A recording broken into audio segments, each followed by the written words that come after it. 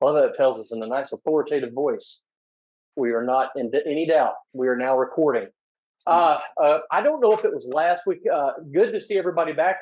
We were not here last week. If you tried to get on last week, you weren't going to see us because we had taken the week off of class to go up to Dave and I both went not together, but both of us ended up at the polishing the pulpit up in Sevierville and had a marvelous time. Really enjoyed it. Lots of good Bible teaching and fellowship.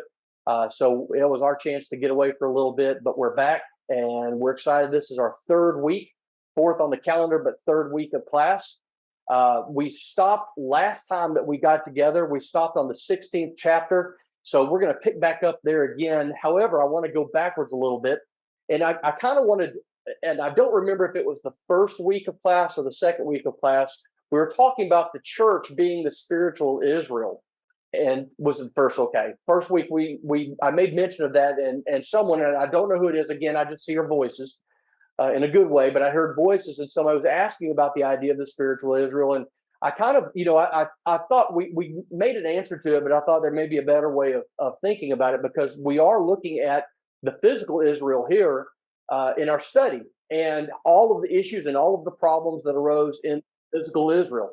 The corruption of the priesthood, the corruption of the high priest later on that we find in the Gospels.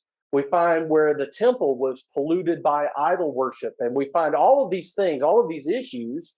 And when we think about the idea of the church being the spiritual Israel and there being a physical Israel, the one that we're talking about here, we're just going to do this little graph. And it's interesting when you talk to people and they ask you, well, what do you mean by that? And how can you know that that's the case? Well, let's look at it for just a couple of minutes tonight. If you want to just draw, that's no good. Up there on the top one. If you want to just draw a simple T graph, you can see the how it corresponds. So you're talking about the physical Israel and the spiritual.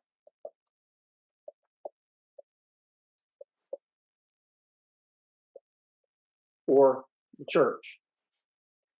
You look at the things that the physical Israel had, because remember that physical Israel, not only was it a political body, it was a theocracy. It was run by God, or at least it was supposed to be run by God. That's how God intended it at the beginning.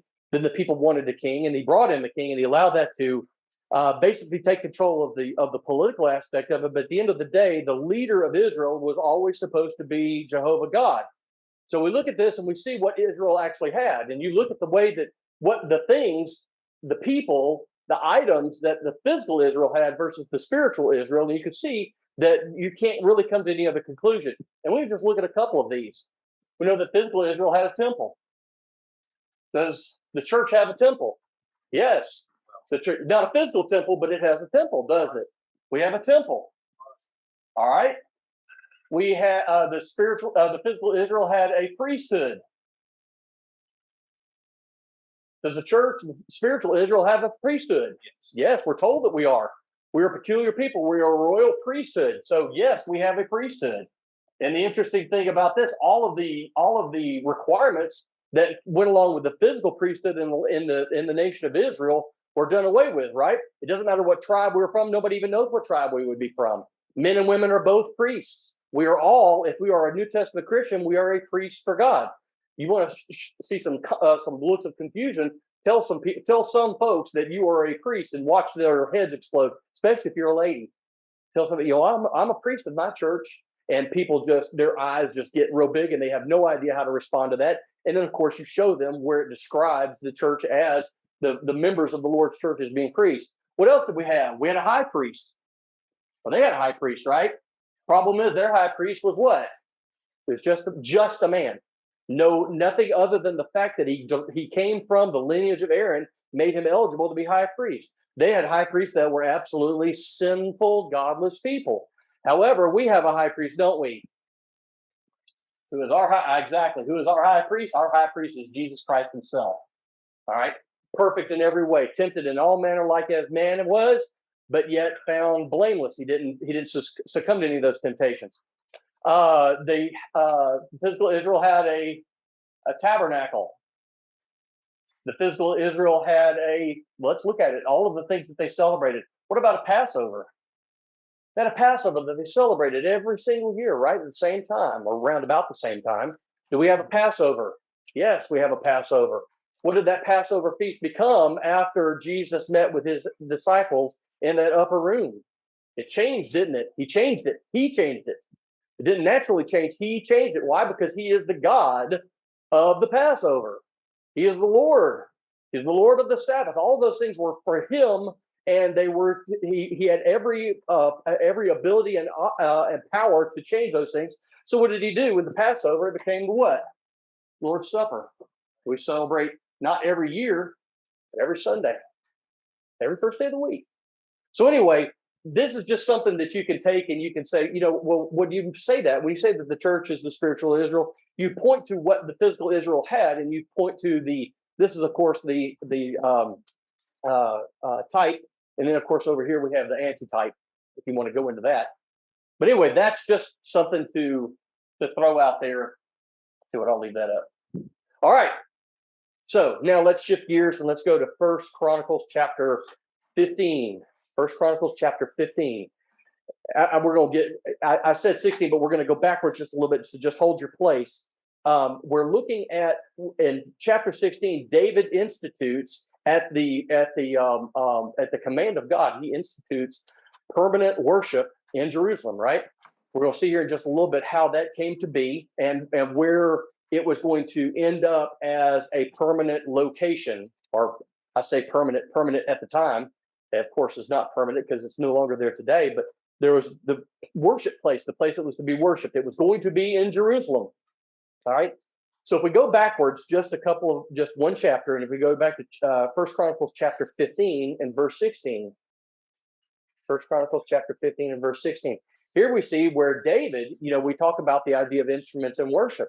And why does the church not use instruments in worship? Well, it says that David did, but let's look at this in chapter 15 and verse 16. It says, David also commanded the chiefs of the Levites to appoint their brothers as the singers who should play loudly on musical instruments, on harps and lyres and cymbals, to raise sounds of joy. The problem is, who commanded that? Who instituted that? Was it God or was it David? It was David. David did that. Nowhere do we see where God commands that. And people will go to, well, what about David in the temple? Well, what about David in the temple? If you look at the very beginning, when God commanded the tabernacle to be made, there were musical instruments to be used, but they were not to be used as worship. They were to be used as harbingers of worship.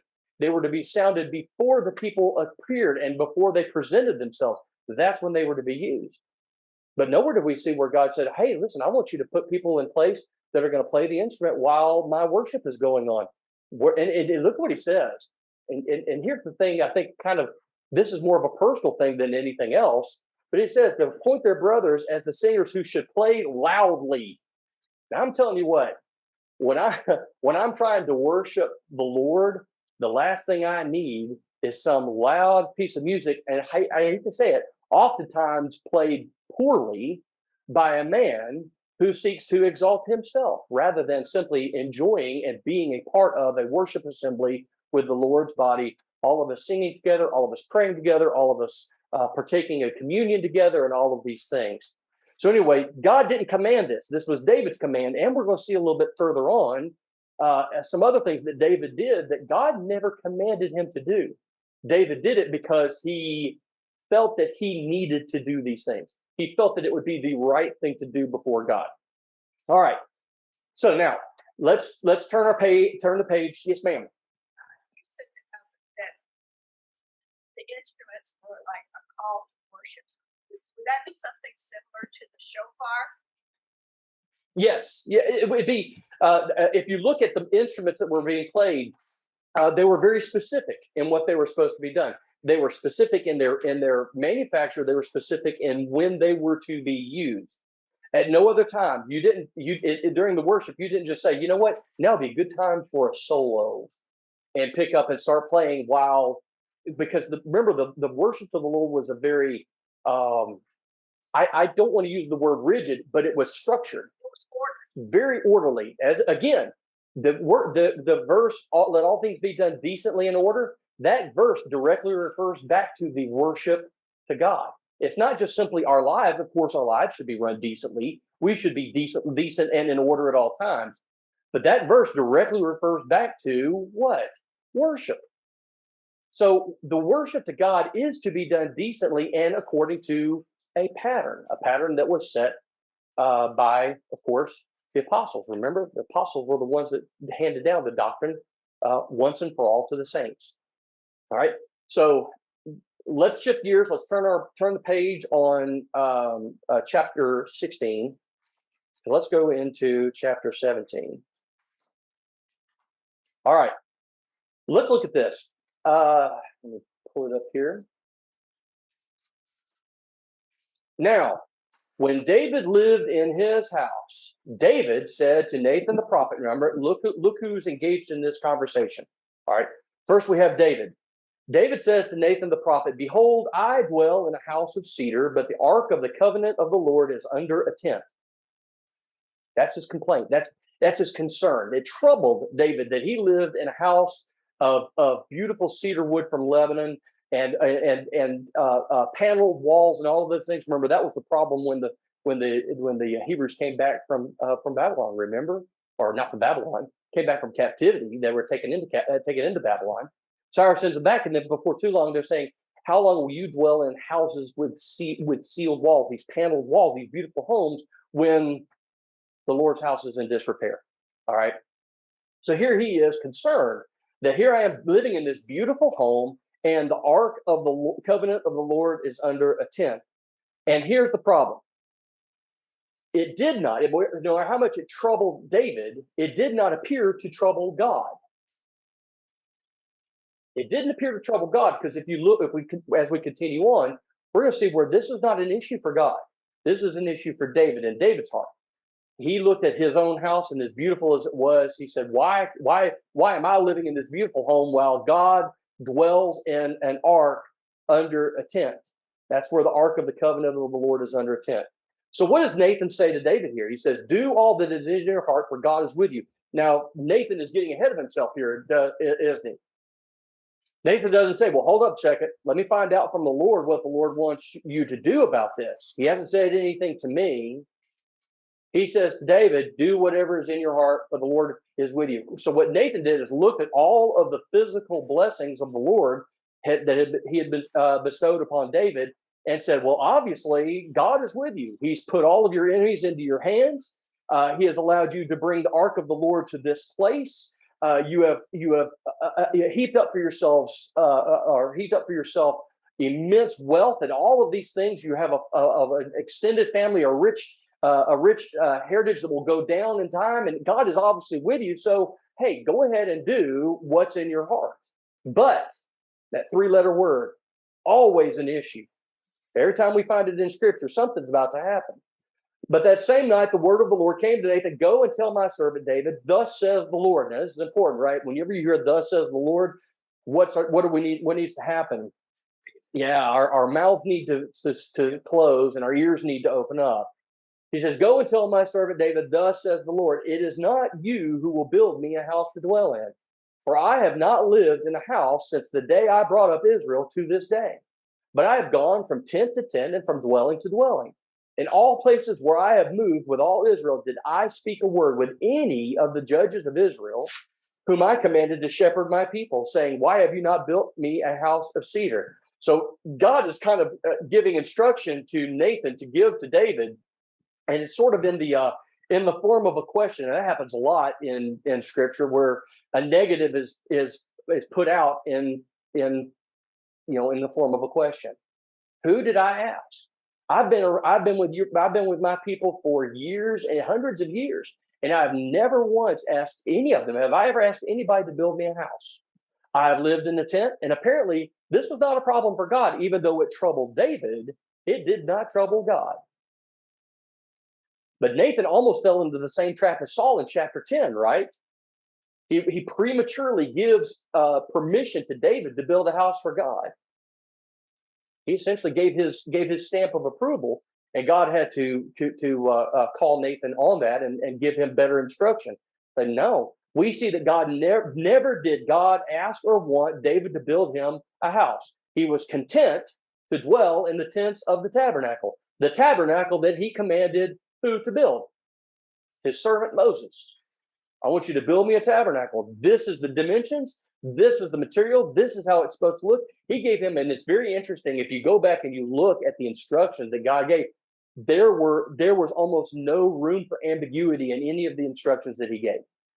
He told them what wood was to be used, what metals were to overlay that wood, what kind of fabric was to be used, and he went into this long, detailed process of how to build this tabernacle. If God had wanted a temple, what would he have done for David? If he wanted David to build a tabernacle, what would he have done? He would have told him that. He would have said, I want you to build me a house, and this will be the pattern thereof. That's what he would do. If God wants us to do something, he will give us instructions to do it. Always. He has never allowed his people to flounder around in ignorance. He has always given us instruction.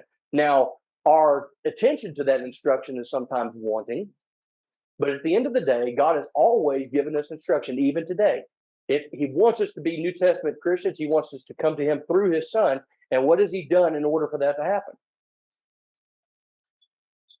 And what do?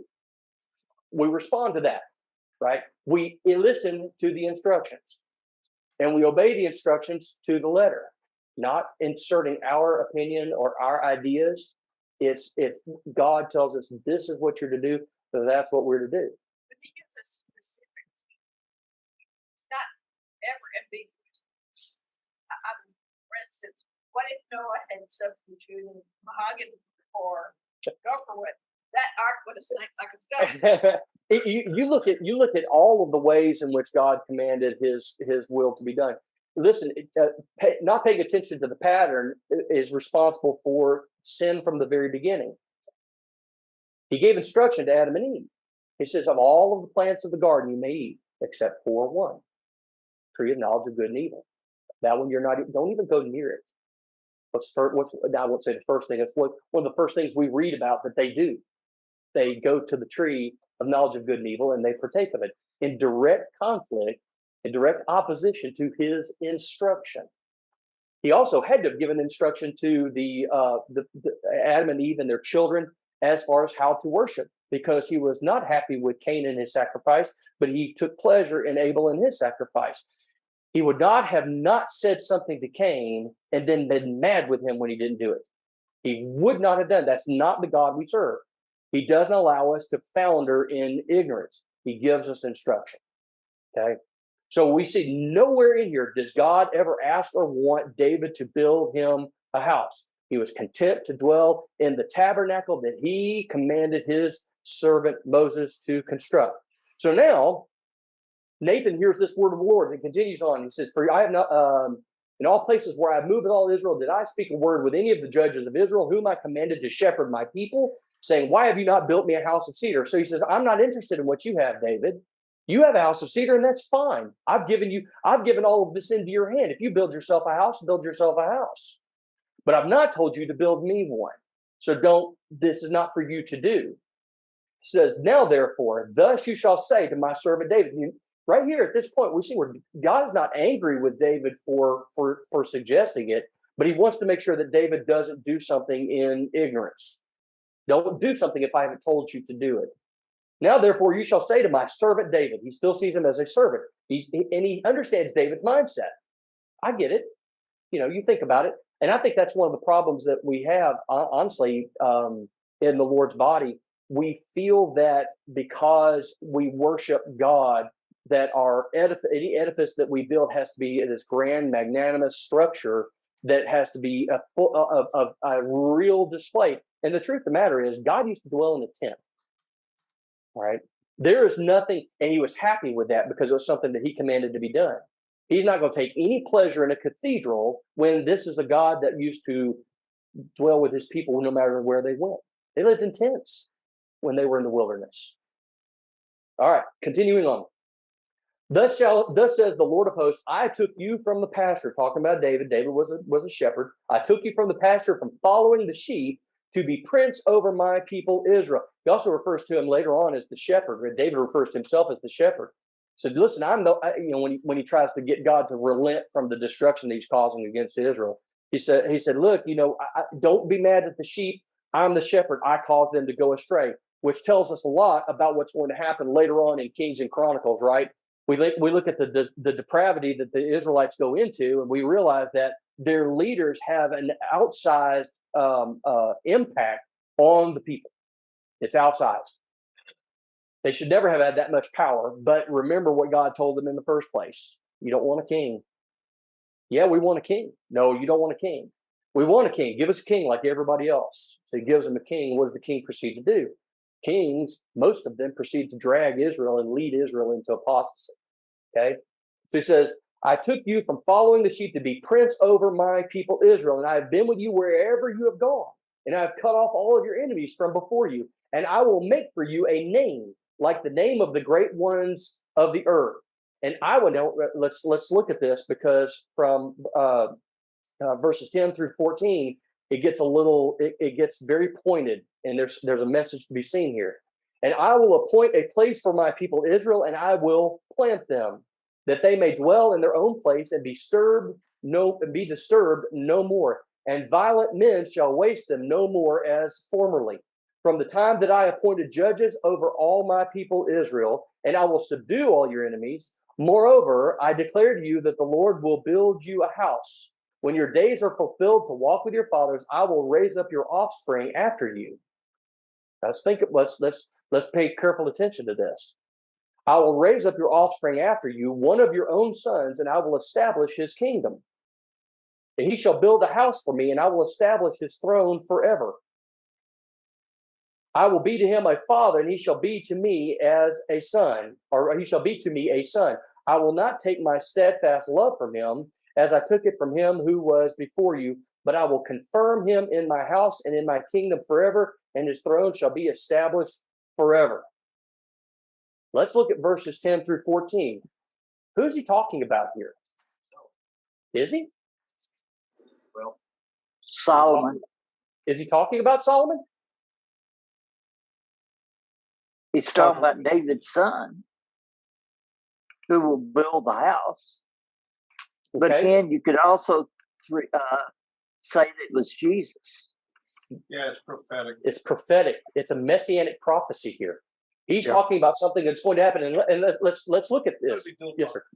Prophecy. Yes. Yeah, where it's talking about Solomon and his physical activity, which is the type of the spiritual one. Right. Exactly. We're talking about, as we said, Israel had a physical temple. There's a spiritual Israel that's going to have a spiritual temple. The same thing with the physical Israel is going to have a high priest. We're going to have a high priest. But let's look at it, because this is important. This is important. He says, he shall build a house for me, and I will establish his throne forever. But remember, all of this, never once was Jesus proclaimed to have come from the throne of Solomon. He was never said to have taken the throne of Solomon. Whose throne was he to have taken? David. He was considered a descendant of David, not Solomon. Okay, so yes, you're talking about a dual fold prophecy here. He is talking about Solomon, but if you look at at the end of this, he shall build a house for me, and I will establish his throne forever. I will be to him a father, and he shall be to me a son. Here's the problem. David was a man after God's own heart, wasn't he? Everything he did, even when he messed up, when he sinned, when he erred, his repentance was always in full. It was overabundant. It was what can I do? What must I do? I've messed up. And he fully proclaims that, makes sure everybody understands that he was in error. What about Solomon? Did Solomon go into error? Major error. I mean, to be truthful, it can be said that Solomon constructed more pagan temples than all of the other kings put together. He was a he heaped up for himself the gods of his wives and his concubines, and he led Israel into apostasy. Even though God has said, I'm going to allow your son to be on the throne. Does this sound like someone that God is considering his son? He will be to me a father. I will be to him a father, and he shall be to me a son. He's not acting like a son, is he? Solomon doesn't act like a son. I will not take my. Yes. You think about it when you talk about Jesus being a throne of David. Matthew 1 makes that very clear, and the fact that Matthew 1, when Matthew's recording the account of his gospel, that he's trying to prove to the Hebrews, to the Jews, who Jesus really was in his writing, and so Matthew 1 makes that very, very clear. Yes. So we have two things that are going on here. One, that God acknowledges Solomon as the one that will do this, not David, because David was a man of blood, and Solomon would be the one that would reign. And it was the most peaceful time, really, in the Israelites' history. That brief period of time that Solomon was on the throne, in the grand scheme of the kings, he was the only one that really reigned over any real peace. David ensured that. That was what David's job was, to ensure peace for the nation in the time to come. Yes, ma'am. Solomon was given that wisdom, but that didn't hold. In other words, wisdom is knowledge applied. Mm-hmm. It takes more. You have to have both.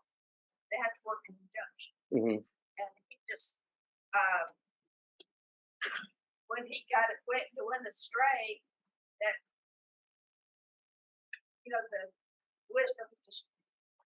It's interesting what I hate to use the word peer pressure, because his wives and concubines were not his peers, but it's very interesting to see the pressure and the influence that is wrought by people that are close to us. Remember why he took most of those wives and concubines? They were political. They were political arrangements, political marriages. Kings not too far down the road could say, "Well, one of my son-in-laws is Solomon of Israel," and it was.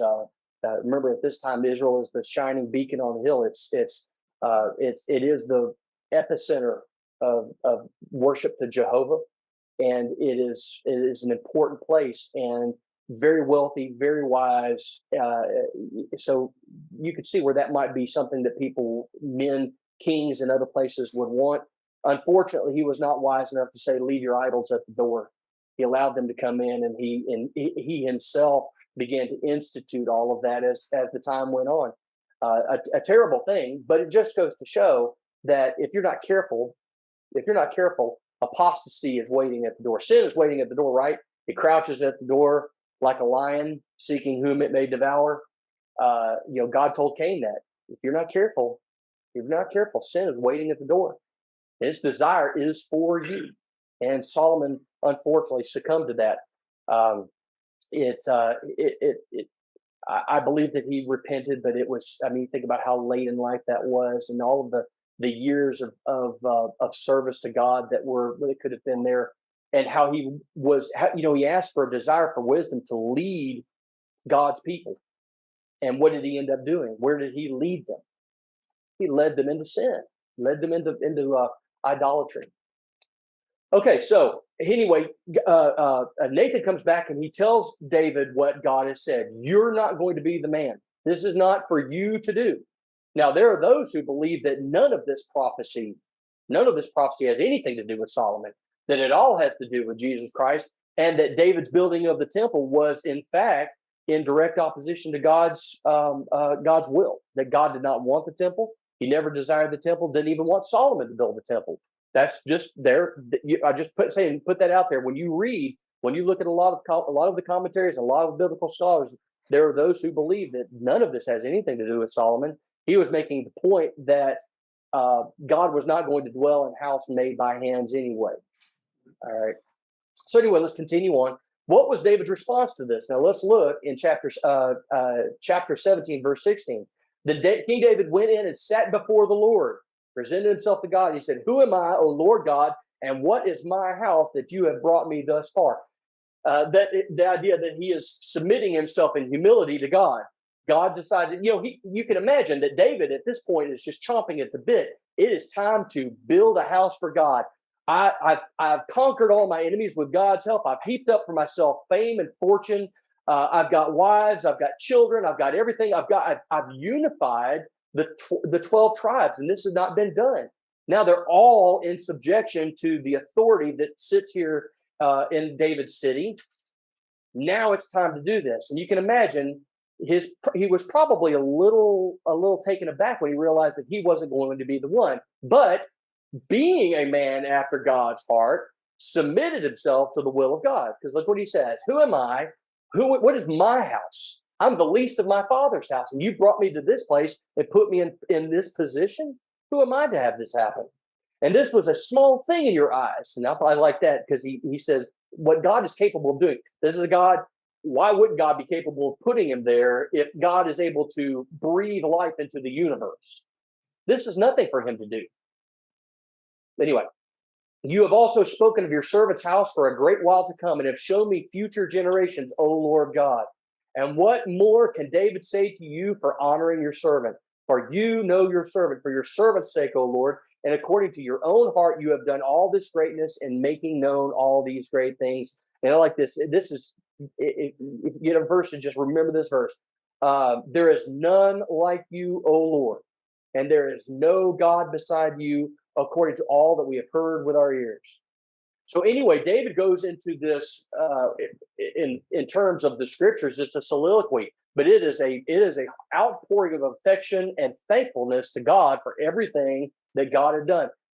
He's been doing this for a long time. He's been doing this a long time in his construction of most of the Psalms. So you see David's heart and what he does with God. No matter what's happening, he always pours whatever that emotion is, whether it's sadness, whether it's happiness, whether it's fear, whether it's concern, whatever it might be. God is no stranger, or David is no stranger to letting God know exactly what he's thinking. Yes, ma'am. God shows God had a pattern all throughout Scripture of choosing one to accomplish his Rahab, Zacchaeus. He chose Judas, knowing full well what Judas would do. Yeah. He chose a lot of people, but to serve his people. I like that, and I'll just say this, because I think we've got a. I'm trying to remember the phraseology. We might as well just say he chose human beings, because guess what? Every one of us. If he chose me, guess what? I'm a flawed person. I'm flawed. I'm not going to go into it, but I've got all kinds, and I'm working through those, of course, with the help of God. But at the end of the day, the fact that he used human beings, or he created us in the manner that we created us, gave us free will to do whatever we want to do. And in spite of the fact that things that we do, he still loves us and desires us to draw closer to him, tells us a lot about the mindset of God. I mean, it's so important to realize that, yes, he chose people that maybe on the outside we would have looked and said, no, there's no way I would pick that person. But again, that's God, not us. All right, we see the parallel of this. If you're looking for the parallel, it's in 2 Samuel chapter 7, verses 1 through 29. And I strongly encourage you, when you study First and Second or First Chronicles, to go back and look at the parallels that are found in Samuel, because they're chapter 7, verses 1 through 29. Mm-hmm. Because there are things that are explained in Samuel that are not brought forth in Chronicles. And there's some things that are said in Chronicles that are not brought out in Samuel. Samuel's more of a linear narrative, because it goes through the times and dates. And we'll see here in just a couple of moments, there's some things that the chronicler does not bring out when he talks about the what's happening in David's life at any particular time. All right, so let's go on to chapter 18. God continues to give David victory over his enemies. He defeats the Edomites. He defeats the Philistines. He defeats the Moabites, the Syrians, the Ammonites, and the Amalekites. And he allows David to plunder the vanquished and receive tribute from those who acknowledge him as king of Israel. One of those is, and I do not know how to pronounce this, Tou, I'll say Tau, or Tu, who's the king of Hamath. But God continues to bless David. He knows his heart.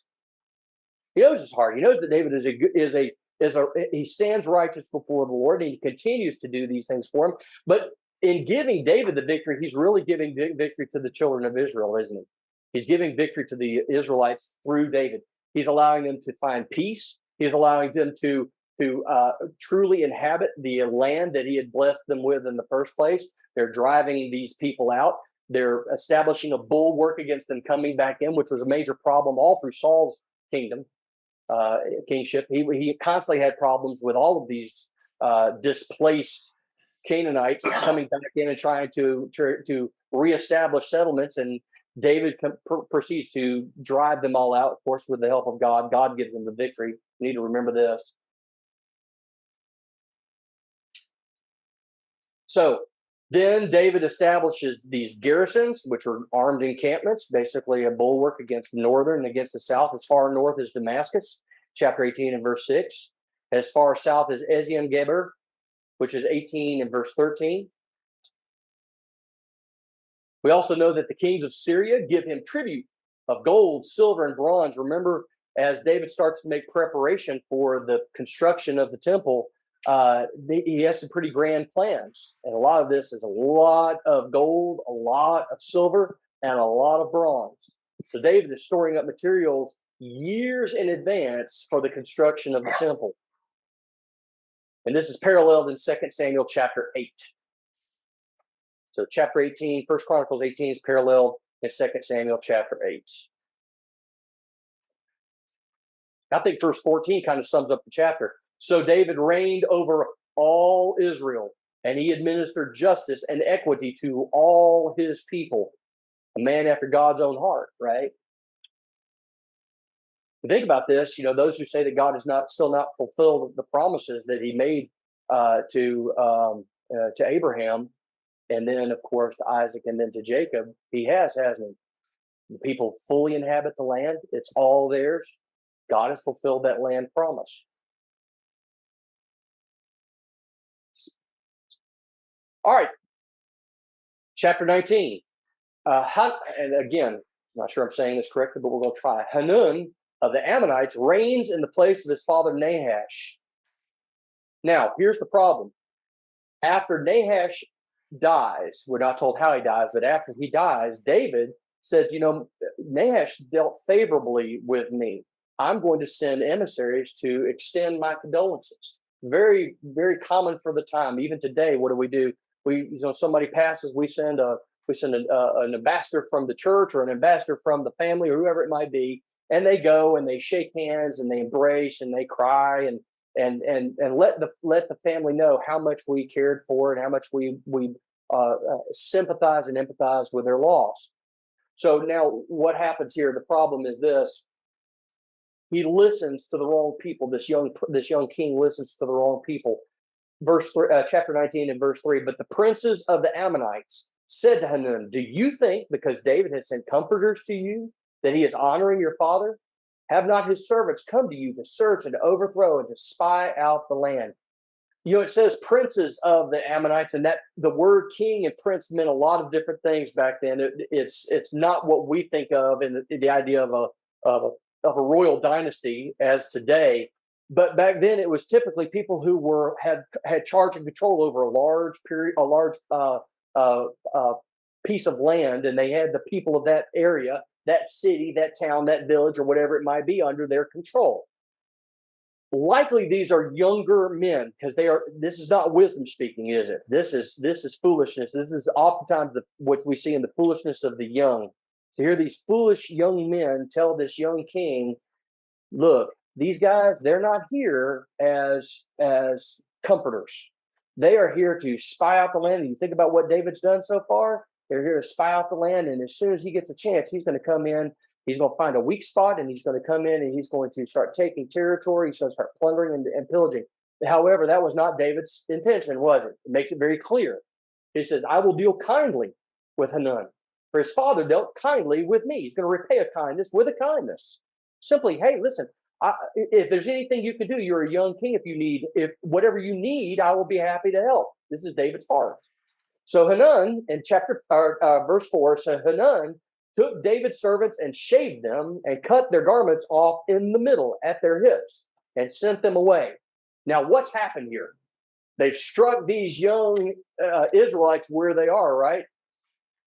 This is unheard of. This is a reprehensible thing to do. He has caused them to be naked, and he has shaved their beard off. Was a young Hebrew man supposed to shave his beard? Wasn't even supposed to cut the corners of it. And he sent them away. So here they are, half naked, with their beards gone, and here they come traipsing back. And they departed. When David was told concerning the men, he sent messengers to greet them, or to meet them, for the men were greatly ashamed. He wouldn't even go in and embarrass them. So he sends messengers to meet them. And the king said, remain at Jericho until your beards have grown, and then return. You could return back home. Don't go back and allow people to see you humiliated. You wait. Now, I don't know how long that took. Some of those guys probably had fairly decent beards, so who knows how long they were there. But when the Ammonites saw that they had become a stench to David, in other words, before he was going to deal kindly with them, but now they have made a mortal enemy in David. He is not going to forget this. He is not going to let it slide. He is going to punish these people for what they've done. Hanun and the Ammonites sent 1,000 talents of silver to hire chariots and horsemen from Mesopotamia, from Aram Makkah, and from Zobah. They hired 32,000 chariots, 2 men per. That's what? 64,000 men. And the king of Makkah with his army, who came and encamped before Medeba. And the Ammonites were mustered from their city. They came to battle. When David heard of it, he sent Joab and all the army of the mighty men. And the Ammonites came out and drew up in battle array at the entrance of the city. And the kings who had come were by themselves in the open country. So they have to hire mercenaries. They don't have enough. They have to hire mercenaries, including the Syrians, who lost at least 54,000 men. Now, the parallel of this in 2 Samuel chapter 10. 2 Samuel chapter 10. They defeat them, right? Verse 10. When Joab saw that the battle was set against him, both on the front and the rear, he chose some of the best men in the front, chose some of the rest of the men he put in the charge of his brother, and they were arrayed against the Ammonites. And he says, if the Syrians are too strong for me, then you help me. If the Ammonites are too strong for you, then I'll help you. Be strong, and look what he says, be strong and let us use our strength for our people and for the cities of our God, and may the Lord do what seems good to him. In other words, if he gives them into our hands, then so be it. If we're able to utterly defeat them, so be it. If we drive them back, so be it. Whatever the Lord decides to do, let him do what seems good to him. So Joab and the people draw near before the Syrians, and they fled before him. When the Ammonites saw that the Syrians fled, they likewise fled before Joab's brother. And they entered the city, and then Joab came to Jerusalem. But when the Syrians saw that they had been defeated by Israel, they sent messengers. This is shrewd, right? They saw they'd been defeated. They sent messengers and brought up the Syrians who were beyond the Euphrates. When it was told to David, he gathered all Israel together and crossed the Jordan and came to them and drew up his forces against them. When David set the battle in array against the Syrians, they fought with him. And the Syrians fled before Israel. David killed of the Syrians the men of 7,000 chariots and 40,000 foot soldiers, and put to death also the commander of their army. When they saw they had been defeated, they sued for peace. They made peace with David and became subject to him. So the Syrians were not willing to save the Ammonites anymore. I wonder why. They lost a load of men. You can't keep taking hits like that and an army continue to function in any good shape. And I wonder how much of this was the fact that they knew who David's God was, and they realized that God had given them over into the hand of David and his commanders. All right. So just because beards were being shaved, David said, I'm going to take this upon myself. We're going to move it. Yeah. It was an appalling, for one thing, it was a breach of diplomacy. And listen, wars have been fought all over this world because of diplomatic failures. And the delegation of the men says, shave them and cut off their garments in the middle at their buttock. Yes. So they were naked, naked, shaved, humiliated, and David took that personally. And I understand that. Was it an overreaction? You could make the point that it was an overreaction. It was. It was just a. David was going through a lot, we know, And his mind began to be pulled away from God not long before this and for a period of time after this. So David is already kind of on edge. He's got some issues going on in his life we're going to talk about in chapter 20. But David decides that he is going to utterly defeat this problem. He's going to come down basically with both boots. Okay. All right. You think that was God's plan? Well, a lot of times David did say, well, let's look at this. What did Joab do? He said, well, let the Lord do what seemed good to him. Listen, if the Lord could just as easily have said, listen, you're overreacting. I'm not going to allow you to defeat these people. That was God's prerogative. God at any time could cause David to lose a battle or to win a battle. I would have to say at this point that God was at least he at least allowed it to happen. He at least allowed the victory to occur. Remember that God was not pleased with how they were treated either because of what they did. It's just poor decision making all around, wasn't it? There's no mention about how Nahash died, and he originally went in there to console his son. So it must have been a sudden death or a tragic death. I mean, if it were death from old age, I wouldn't think that there would be all that consolation. Maybe not. We don't really know why. Nope. That's why they're chronicles. That's why it's not what we would consider to be a linear narrative where every single thing is explained. Sure. It's just we hear about it, we read about it, and we make the best course of action. However, there's some lessons to be learned, right? There's some lessons to be learned by all of everything that we're reading. Scripture is always profitable for us if we just pay attention to it. All right, let's go look at chapter 20. Let's look at chapter 20. In the spring of the year, when the time when kings go out to battle, which is kind of interesting. You don't think about scheduling a war or a battle based on the calendar, or the time of, when you have to fight, you fight. But this was not the case. Oftentimes they would choose a time of the year, typically spring, and they would go. That's when they would fight their battle. They would, and it was well known. It was established that was going to happen. So in the spring of the year, at the time when kings go out to battle, Joab led out the army and ravaged the country of the Ammonites and came and besieged Rabbah. But David remained at Jerusalem. And some translations say David tarried at Jerusalem. Why was David tarrying at Jerusalem? What was happening at that particular point in time? What was David doing? He just started what? He was in Jerusalem. What did David started? Anybody online? What was David doing? This is the time for Bathsheba. Bathsheba enters the picture. He was not where he needed to be, and because he wasn't where he needed to be, and he spied Bathsheba and looked lustfully on her, David gets caught up in the. That's exactly right. That's exactly right. He did not govern his body the way that he needed to govern his body.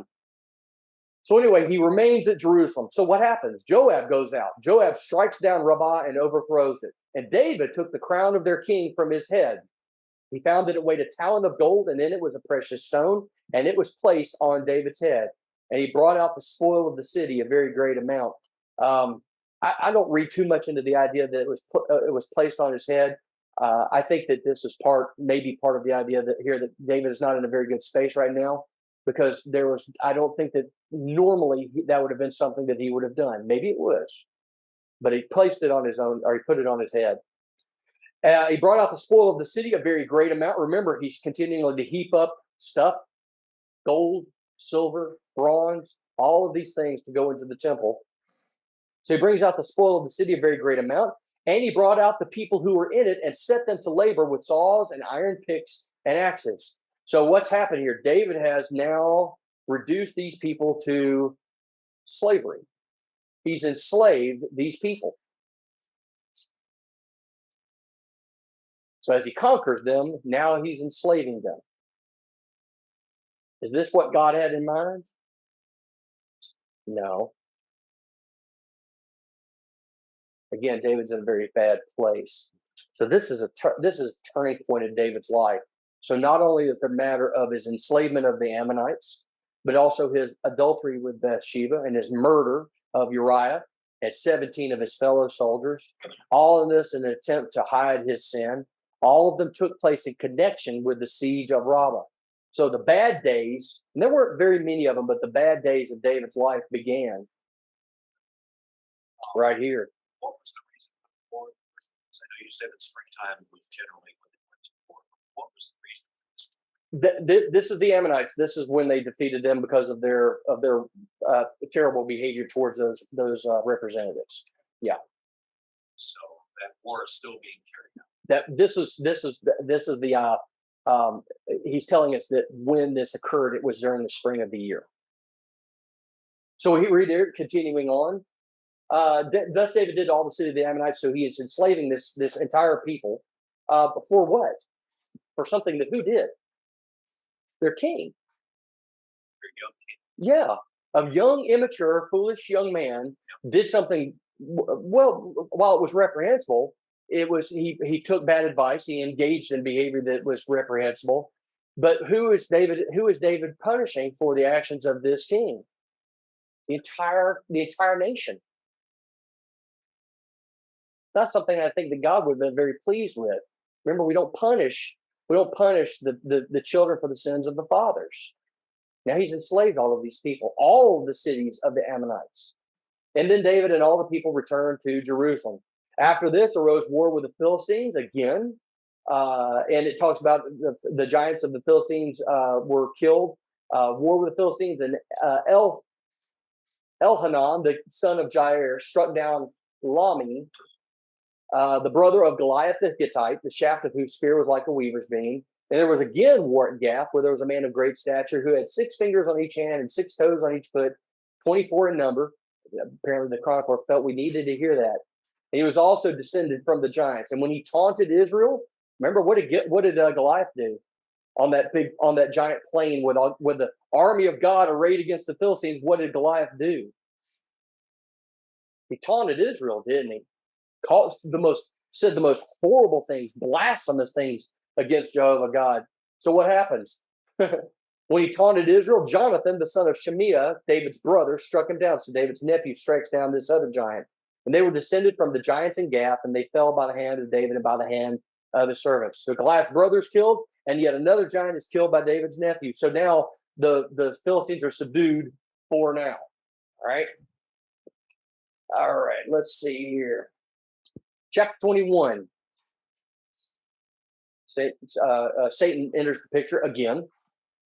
Satan stands up against Israel and tempts David to take a census. Remember, David's having some bad time, right? They're having a bad time right now. He's engaging in behavior that would have been unthinkable for him, even in his own mind, would have been unthinkable not long before that.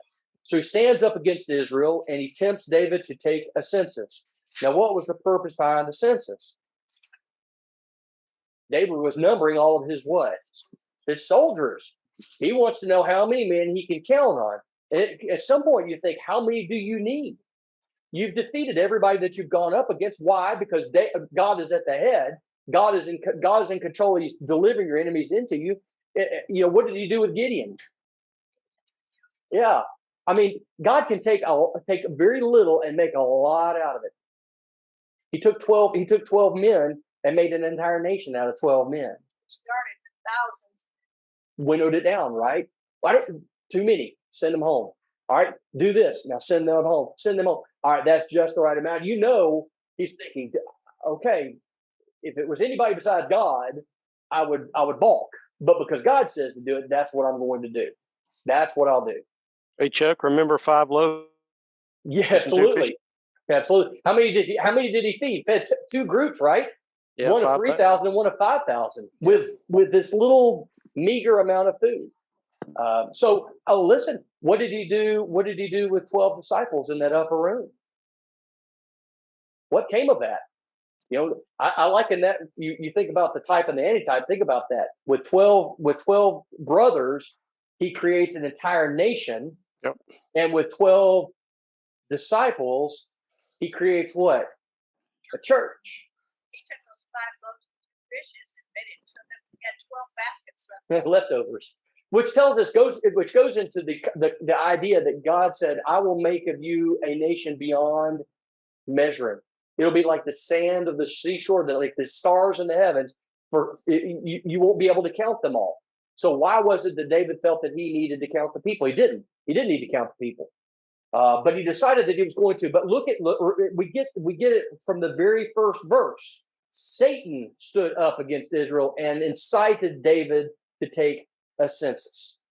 So this was Satan was involved in this, as he's always there when he wants God's people to fail. All right.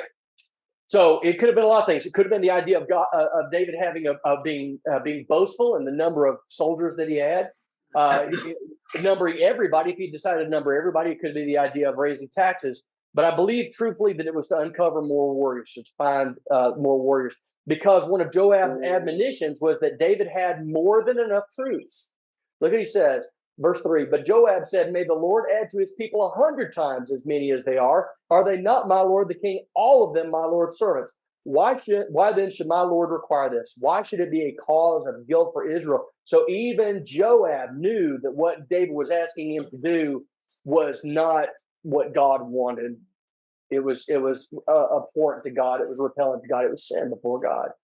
He said, look, if you need more soldiers, God could give you 100 times as many as you've got. You don't need to know how many there are. And these were, remember, all of the tribes at this point are loyal to David.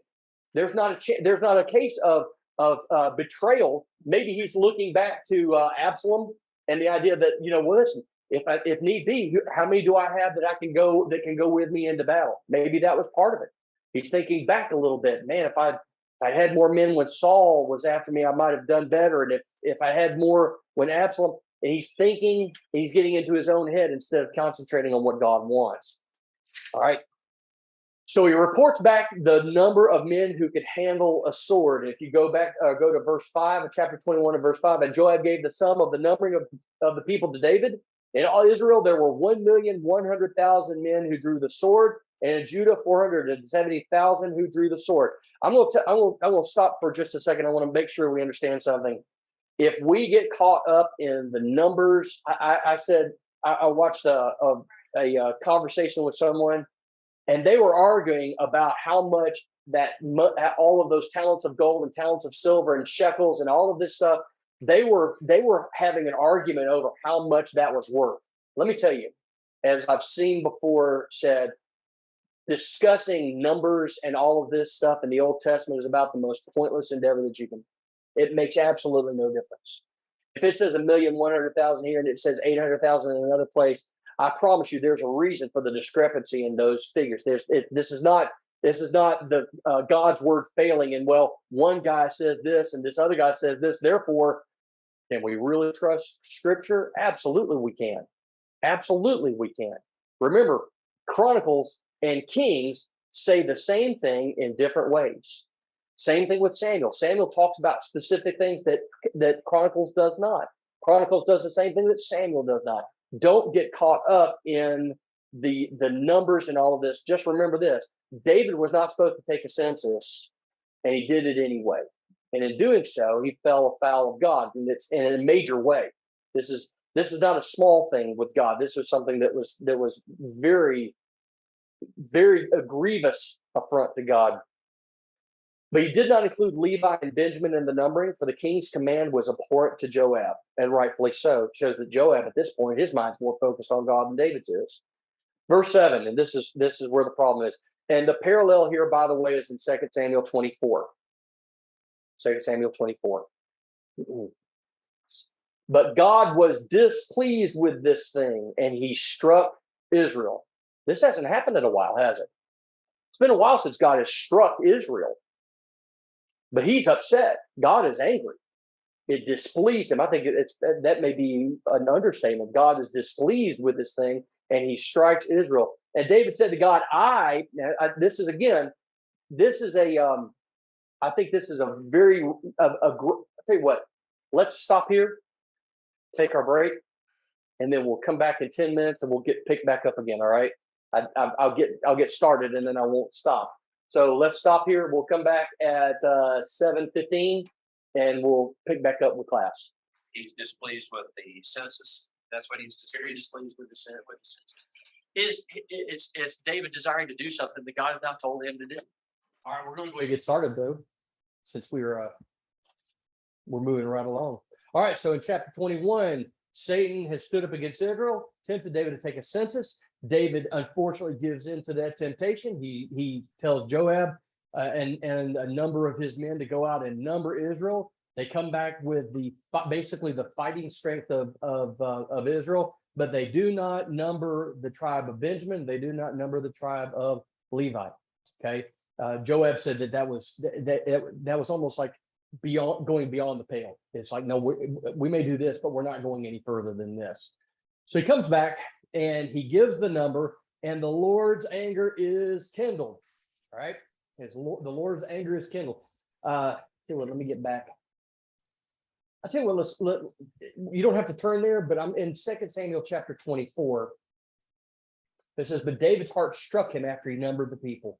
And David said to the Lord, I have sinned greatly in what I have done, but now, O Lord, please take away the iniquity of your servant, for I have done very foolishly. And that is an understatement. He had done something that was repugnant to God. It was not for anyone to determine who was to take a census other than God, number one. Number two, the problem was that David sought to magnify himself with the power of his fighting men, the strength of his fighting men. No small number. If you look at the numbers, that's a sizable army. Now, again, as we're going to see a little bit towards the end of First Chronicles, what that fighting strength was. You had a standing force, and you had people who were rotated in every month. They would come in and they would fight, and they would be a bulwark against any issues that they might be having. But if you look at these numbers, it was pretty intense. Again, if you go back, if you go to 2 Samuel, you see where the problem with the numbers is. But again, this is not something to get been out of shape about.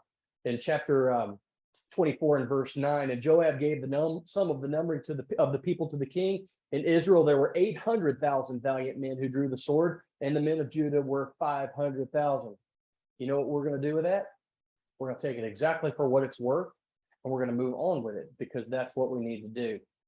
So let's go back to chapter 21 of First Chronicles. And what's happening? God is displeased, and he struck Israel. And David said to God, I have sinned greatly. Please take away the iniquity of your servant, for I've acted very foolishly. And the Lord spoke to Gad, David's seer, saying, go and say to David, thus says the Lord.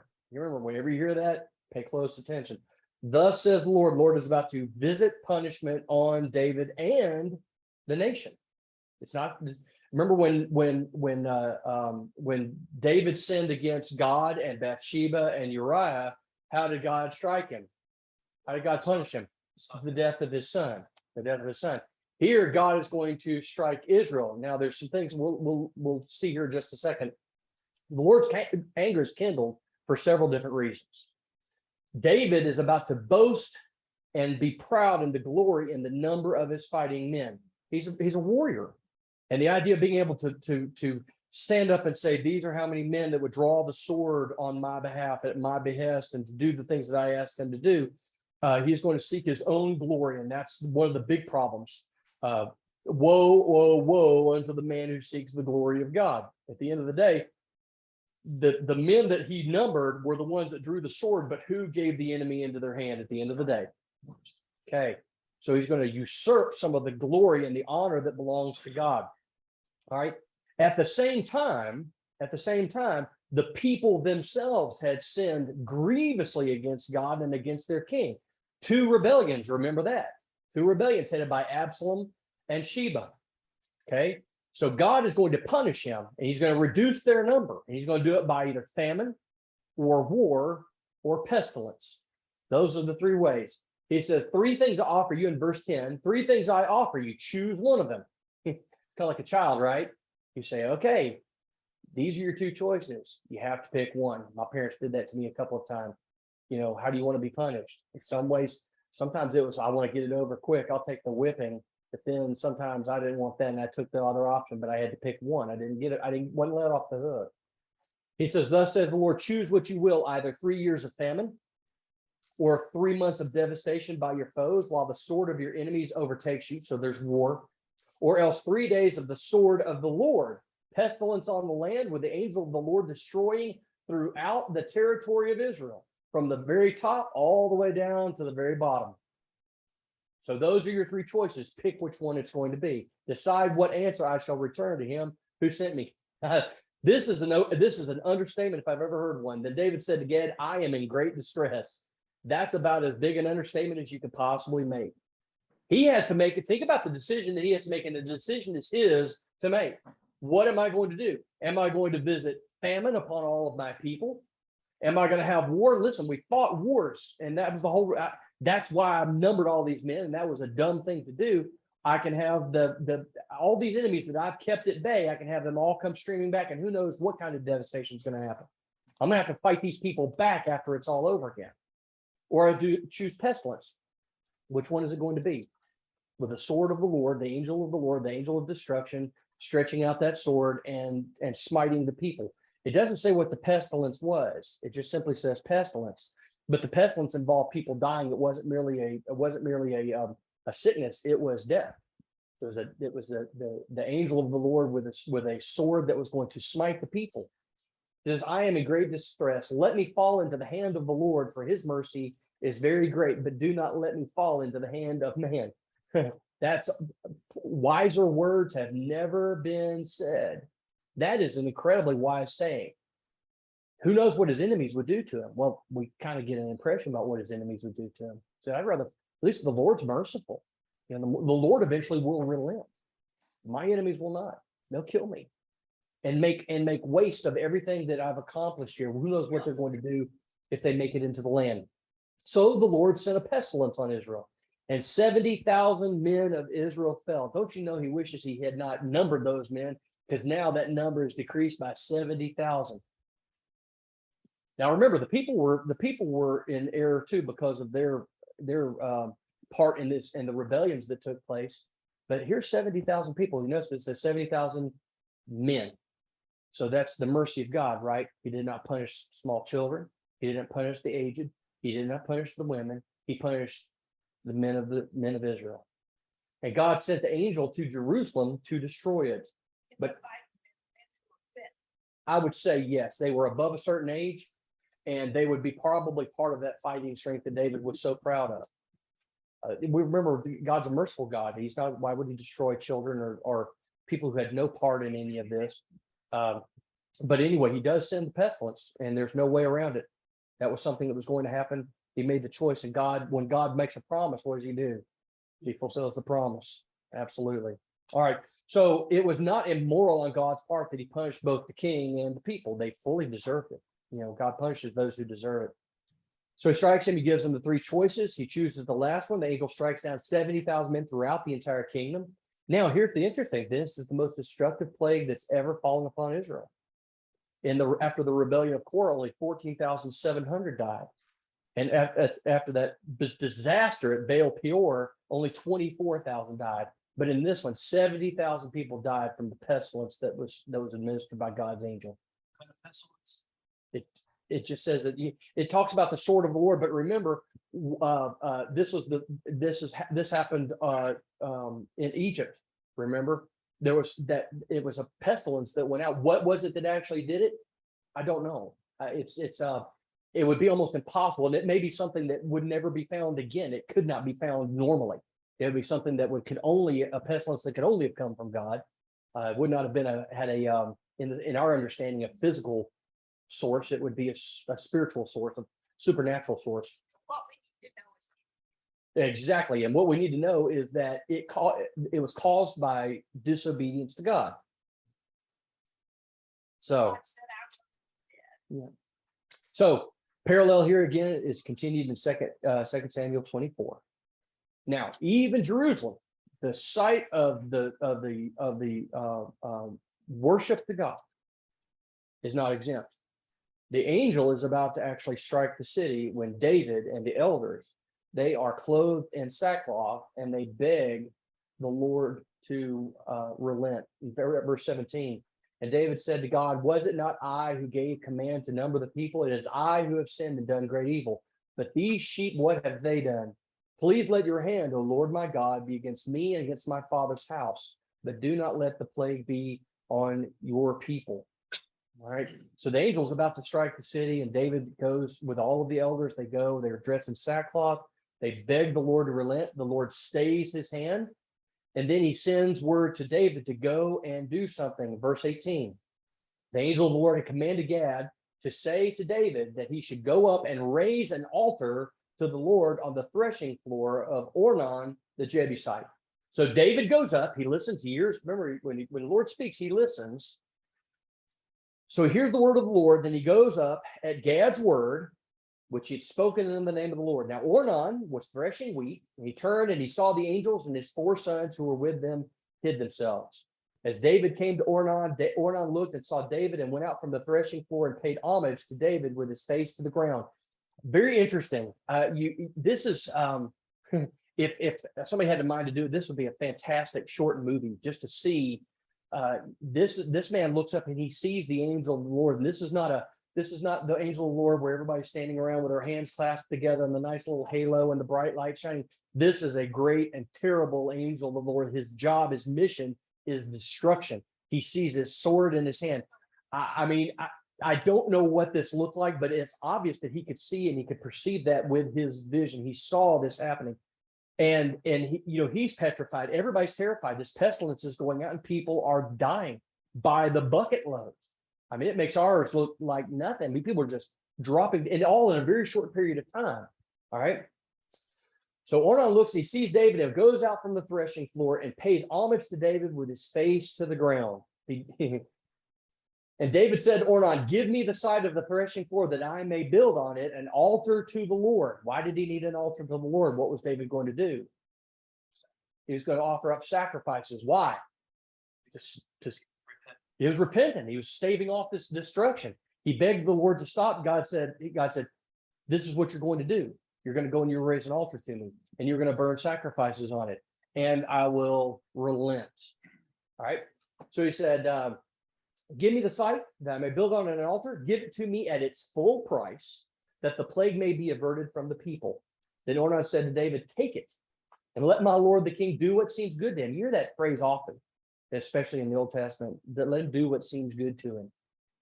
See, I give the oxen for burnt offerings and the threshing sledges for the wood and the wheat for a grain offering. I give it all. Ornan has he's as desperate as David is to say, but this is going to help. If this is what's going to do it, then take it all, do it, accomplish what needs to be accomplished in order for this pestilence to be done with. I mean, who knows who's going to be struck down next? Remember, God told the Israelites or the Hebrews who were going to be struck down, right? I'm going to destroy the firstborn. This was it could be anybody. It was whoever the destroying angel. They picked and choose who was going to die, and who knows who was going to be next. So Ornan said, take it. Let him do what seems good to him. Take everything. I'm giving it away. But King David said to Ornan, no, but I will buy them for the full price. I will not take for the Lord what is yours, nor offer burnt offerings that cost me nothing. So David's fully willing to take every bit of this on himself. It's my responsibility. I'm the one that messed up. I will do what's necessary to cause the anger of the Lord to cease, that he might relent from what he's doing to us. He's willing to do whatever it takes. But the 70,000 were already killed, so why was all this necessary? It was he was getting ready to strike Jerusalem. He hasn't done yet. This is just the number that were killed. Who knows how many more were going to die had something not been done. So Israel was felled with 70,000 deaths, and now God's going to come upon the capital city and wreak some havoc. I don't know where he started, at the bottom or at the top, but he was going throughout the entire country. Okay. No one was immune to this. Everyone had a chance at losing someone. And here it is, the angel has stretched out his sword. He's getting ready to smite Jerusalem. And what do I need to do? Tell me whatever it is. It doesn't matter. Take me. I like it. That's the mind of a king, isn't it? This is on me. This is my fault. I will take full responsibility. I'll take the brunt of it. Let it fall upon me and my house, but leave these people alone. They didn't do anything wrong. But Israel was sinful as well. They took part in the rebellion and all of the things that went along with it. All right. So David paid Ornan 600 shekels of gold by weight for the site. And David there built an altar to the Lord and presented burnt offerings and peace offerings and called on the Lord. And the Lord answered him. When we call upon the name of the Lord, what will the Lord do? He'll answer us. We may not like his answer. He may not answer us in the way we want him to. But when righteous men call on the name of the Lord acts. The Lord answered him with fire from heaven upon the altar of burnt offering. Then the Lord commanded the angel, and he put his sword back into its sheath. At that time, when David saw that the Lord had answered him at the threshing floor of Ornan the Jebusite, he sacrificed there. For the tabernacle of the Lord, which Moses had made in the wilderness, and the altar of burnt offering were at that time in the high place at Gibeon. But David could not go before it to inquire of God, for he was afraid of the sword of the angel of the Lord. So he's trying to find out, hey, what do I need to do? What must I do? What must I do? I can't go there, so I'll sacrifice here. But God told him to, remember, build an altar. This is how you're going to build my altar. This is where you sacrifice. This is what you sacrifice. And when you do it, I'm going to listen. All right. Remember, he said, God doesn't take pleasure in, the pleasure that God takes is not in sacrifice, is it? It's not really in sacrifice. What's the pleasure of God found in? It's the heart that makes the sacrifice. Exactly. The people who do his will with a willing heart, with a loving heart. That's what he wants. All of this stuff, this is trappings. And this is all going to go away. This is not the important thing. What I want to see is I want to see a penitent, loving heart that does what I ask them to do. And that's what even today, what does God take pleasure in? We could come and we can give, although I give my body to be burned, but I don't have love in my heart. Okay. All right. Anyway. All right. So let's continue on. Now let's see. In 2 Samuel chapter 24, if you go back to that, David purchases the threshing floor and the oxen for 50 shekels of silver.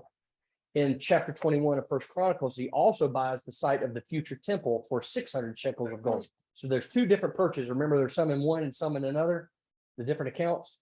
So in 2 Samuel chapter 24, he buys the threshing floor and the oxen. That's where that site of the altar is going to take place. And then he buys the entire area surrounding it for 600 shekels of gold. What's going to be in that particular part of real estate? What's going to be in a particular part of real estate? That land that he purchases from Ornan, not just the threshing floor, but the entire site surrounding it. What's going to be placed on that site? The temple. So David is already making plans for this temple, and he goes ahead and buys some real estate, right, where the prices get high. He purchased it at full value. Okay, so this actually finishes up chapter 24 of 2 Samuel, and that ends the parallels that we read in 2 Samuel. And I encourage, again, go back and read those accounts, and you're going to have the full narrative. It looks like the 24th chapter of 2 Samuel was a little bit abbreviated. Yeah, a little bit. But it finishes it. Yeah. That's the account. And then from this point on, we're going to finish up 1 Chronicles, but the parallels that run through 2 Samuel are done. All right, let's go to chapter 22. Then David said, "Here shall be the house of the Lord God, and here the altar of burnt offering for Israel." So he begins his preparations. He makes preparations for the temple to be built by Solomon after his own death. So in chapter 22, verse 1, the place, the threshing floor and its surrounding area, it's purchased by David as a precaution. Just, we're going to go ahead and it would have been simple enough just simply by the threshing floor and the oxen. But David is thinking ahead. He's thinking ahead. I'm going to build an altar here, but the temple is going to surround that altar. So then he buys the rest of it for the 600 shekels of gold. And I said, don't worry about those. I did the very best I could. From what I understand, the silver is worth around $250 today. The 600 shekels of gold is around $278,000 today. Did you say he bought this land that the temple was going to go on? He bought it. It's his. Well, and as we see a little bit later on, David gives up everything he owns to go towards the construction. All of his life, anything that's needed is taken to construct this, magnificent temple. And the land's name was what? Is it mentioned?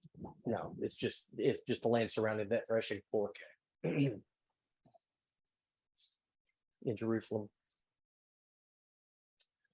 It's interesting that David's prayer for mercy on part of the innocents of Israel was heard this time, but in the case of David's son, it wasn't.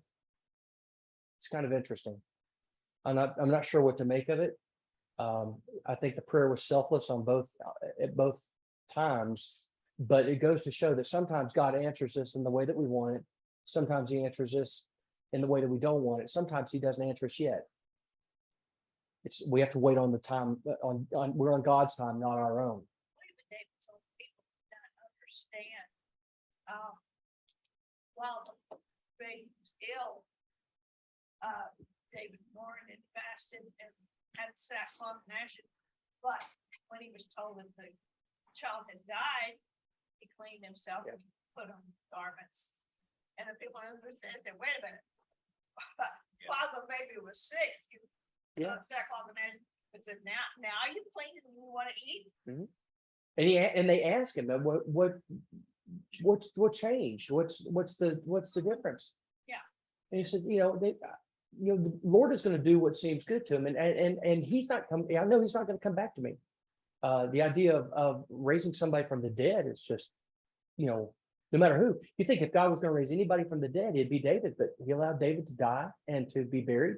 And as the scripture tells us, his bones are with us even to this day. They're somewhere in Jerusalem. There's not much left of it, but they're still there in Jerusalem. Some point, somewhere, they dig long and hard enough, they could probably dig them up. But it just goes to show that God picks and chooses what he's going to do, and it's going to be for his benefit, his glory, and not. I like it. You think about it, and I think that's why a lot of people, when they think of the idea of the Messiah, there are those who believe that the Messiah, it was not Jesus. It is David will be reincarnated. He will be brought back from the dead because he was the great king of Israel. Duality to that. That's, in other words, God was not some being God that just took this little baby. Right. That baby was, our child was pure and innocent and went straight to the arms of God. God knew that this example was what was needed to change David's heart. Mm-hmm. And it worked. It worked. As soon as David, you notice that when David was confronted in his sin by Nathan, here he is. He hears this parable by Nathan. Then when you can imagine this man of God pointing his fingers, you're the man. And David knew that. David was not ignorant of his sin. That's why he covered up. If he didn't think it was sin, he wouldn't have tried to kill his. You're right. He simply he had just glossed it over, and his heart had become hardened. And then when he is confronted, and it's interesting that he uses that story to prick his heart. He couldn't see it when it was talking about a man and his wife, but he could understand it. We was talking about a man and this lamb that he loved so much. This evil man came and stole it away and prepared it for his guest, and they ate this man's what this man held most dear in his life. That was what did it, but it did it. It absolutely did it. David had a heart that was unlike really almost anybody else that we read of in Scripture. It's fascinating, and that's why I truly enjoy it. All right, so chapter 22 and verse 1, the place is the threshing floor and its surrounding areas, purchased by David as precaution. Now, if you go to 2 Chronicles chapter 3 and verse 1, this place has a name. It does have a name. I wasn't going to say it, but it does have a name. 2 Chronicles chapter 3 and verse 1, who's out there? What is this place? Hear people turning their Bibles. 2 Chronicles 3:1. Chapter 3 and verse 1. What was the name of this place? Mount Moriah. Mount Moriah. What else happened on Mount Moriah? That's where Abraham offered Isaac. That's right. That's right. Where Abraham took Isaac up and put him on that altar and was about to sacrifice him. And an angel of the Lord stayed his hand and offered and pointed out the ram in the thicket, and they took that and sacrificed that in place. But that was where Abraham demonstrated. I don't think he proved it. I think he demonstrated his complete and utter devotion and love and faith in God. Because remember what he said to the young men? He said, "Stay here. The boy and I will return." There was no doubt in Abraham's mind that even if he had offered up Isaac on that altar, that God would raise him back up. Why? Because he was the child of promise. So yes, sir. I'm just trying to remember. I don't remember when the Israelites came into the promised land. They went up 2 mountains, and they had this back and forth with regard to the blessings and curses. Mm-hmm. Was it Mount Moriah one of them? Mount Gerizim, Mount Gerizim, Mount Moriah, Mount Gerizim. Yep. So Moriah was the blessings, and Gerizim was the curses. Right. Yep. Absolutely. That's a little lanyap. That's a little bonus if you're taking notes at home. So this is, I do not believe in this is not serendipitous. This was going to happen. This was going to happen. It is exactly in the right place, exactly the right time. And David purchases this land from Ornan to be the site of the future temple. The altar will be there. All of the trappings of the worship of God are going to be happening right here, where God stays the hand of that destroying angel, and he puts that sword back in his sheath, and God relents from the destruction. How many times over the next several hundred years is this going to happen? That there's going to be a man that's going to go before God and offer up sacrifices on behalf of the people, so that God will not remember their sins for the next year. And he will do that constantly on a yearly basis. Constantly on a yearly basis. All right. So he is making plans. He is making his plans. Let's back up. Now, in chapter 22, verses 2 through 5, the people, he says, David commanded to gather together the resident aliens, and some translations say sojourners, who were in the land of Israel, and he set stone cutters to prepare dressed stones for building the house of God. So David is engaging in, let's say, forced labor. Whether you look at it as outright slavery or not, you were looking at it here as forced labor. Now, here's the problem. This is going to continue. If you remember, Solomon is going to continue to do this. He is going to perpetuate this, and it's going to continue on. And remember, when Solomon dies and his son ascends to the throne, he is going to ask these young friends of his how he should deal with this nation. How shall I deal with this people of Israel? And they're going to tell him, well, your father was pretty harsh. But you know what you need to do? You need to really crack the whip. And we'll get into this, but the people of Israel essentially ended up in forced servitude towards Solomon. His taxes were high, and forced work, and we'll see here how many. I'm trying to remember. I think it was one out of every 3 years. I don't quote me on that. We're going to get to it, but one out of every 3 years was to be dedicated to service to Solomon and all of the things that he was doing, all of his great building projects, and all of the things that he wanted. So Solomon was given this enormous wisdom and proceeded to use almost none of it in regards to shepherding God's people. It's astounding. It's astounding. It's sad because of what happens. All right. So the sojourners from the former tribes of Canaan, the ones that God said to do what? Push out. He says, this is what you're going to do. You're going to go into the land of Canaan, and you're going to drive all of the tribes out. But there are those who stayed, and instead of driving them out, they said, well, you know what? They're not harming anything. They're not doing anything to anybody. They say they want to be a part of us, so we're going to let them remain. And it caused problems for the people, didn't it? Because when they remained, guess what remained with them? Their idols, their ideas, their false worship. And unfortunately, the people of Israel began to intermarry with these people, and it caused great problems for them. Yes, it does. Yes, it does. Where's Mount Moriah? I know you brought that up. Mount Moriah is the land that where the threshing floor and that's in the surrounding area is on Mount Moriah. And it's the same mountain that Abraham offered up or said that he would try to offer up Isaac before he was stopped. So it's not where the land was bought, this land where the temple was. It is on Mount Moriah. Yes. Yes. Yes. It's in Jerusalem on Mount Moriah. Okay. Very good. Now, when we think about the idea of mountains, I think sometimes we think of these, we're thinking about the Rockies, and they're certainly tall, they're certainly high, but it's not quite, I think, what sometimes people are thinking of when they think of the word mountain. But this also leads to, when Jesus was talking to the spiritual woman, she says, you say worship on this mountain, and our people say worship on this mountain. Right. And Jesus said, I'm telling you, the time is coming when you will not worship a mountain. The physical place will not be important. That's right. We'll worship him in spirit and in truth, won't we? Wherever we are. Where two or more are gathered together, that's where Jesus will be. Which is important. And this tells me that this kind of leads itself to the idea that the physical temple was never that important to God. He allowed it to be built, and he let Solomon build it, but the physical temple was not the important thing. As a matter of fact, I tell you what, we'll get to that here in just a couple of minutes. Hey, all right. Hey, Chuck. Yes, sir. You think about it now in today's modern times, where that Temple Mount is or used to be, is now the Dome of the Rock. It's actually That's right. It's actually where the Muslims worship.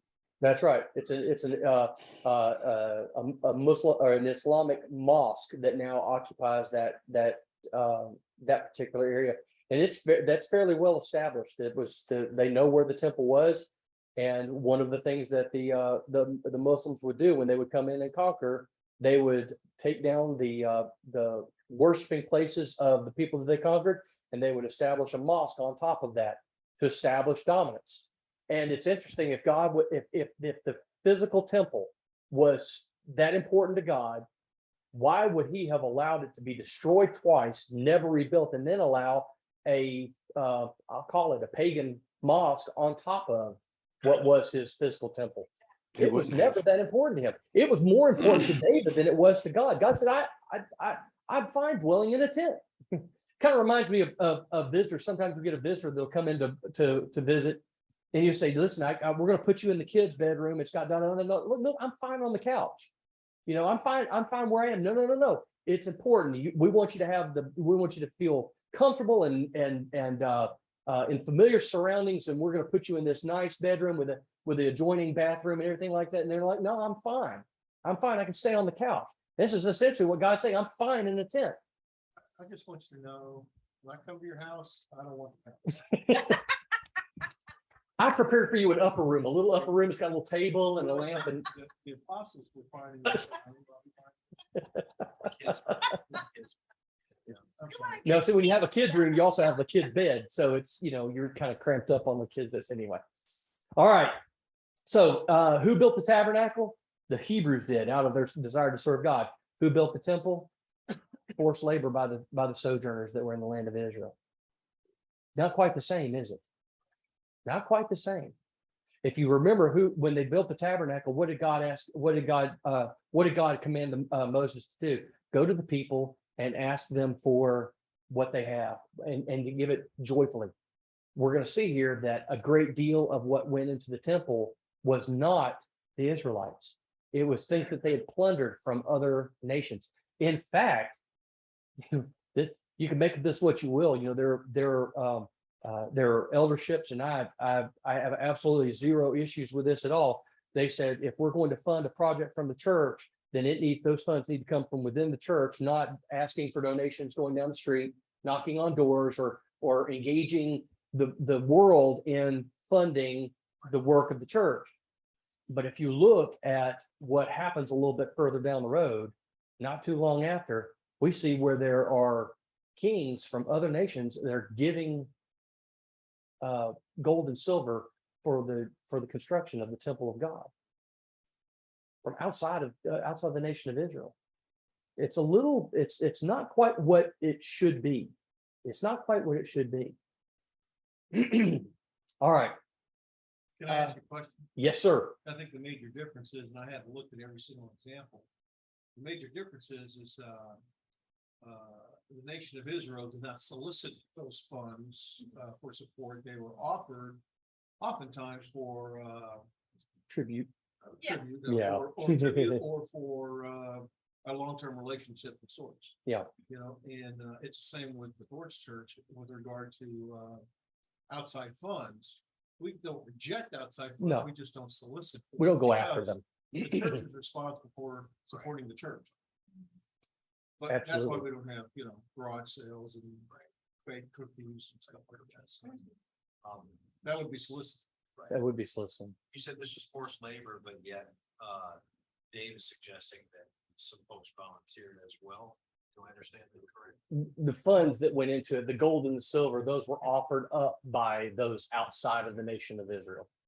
No, the labor, he says specifically, gather together the resident aliens who were in the land of Israel, and he set out of those people stone cutters to prepare dressed stones for building the house of God.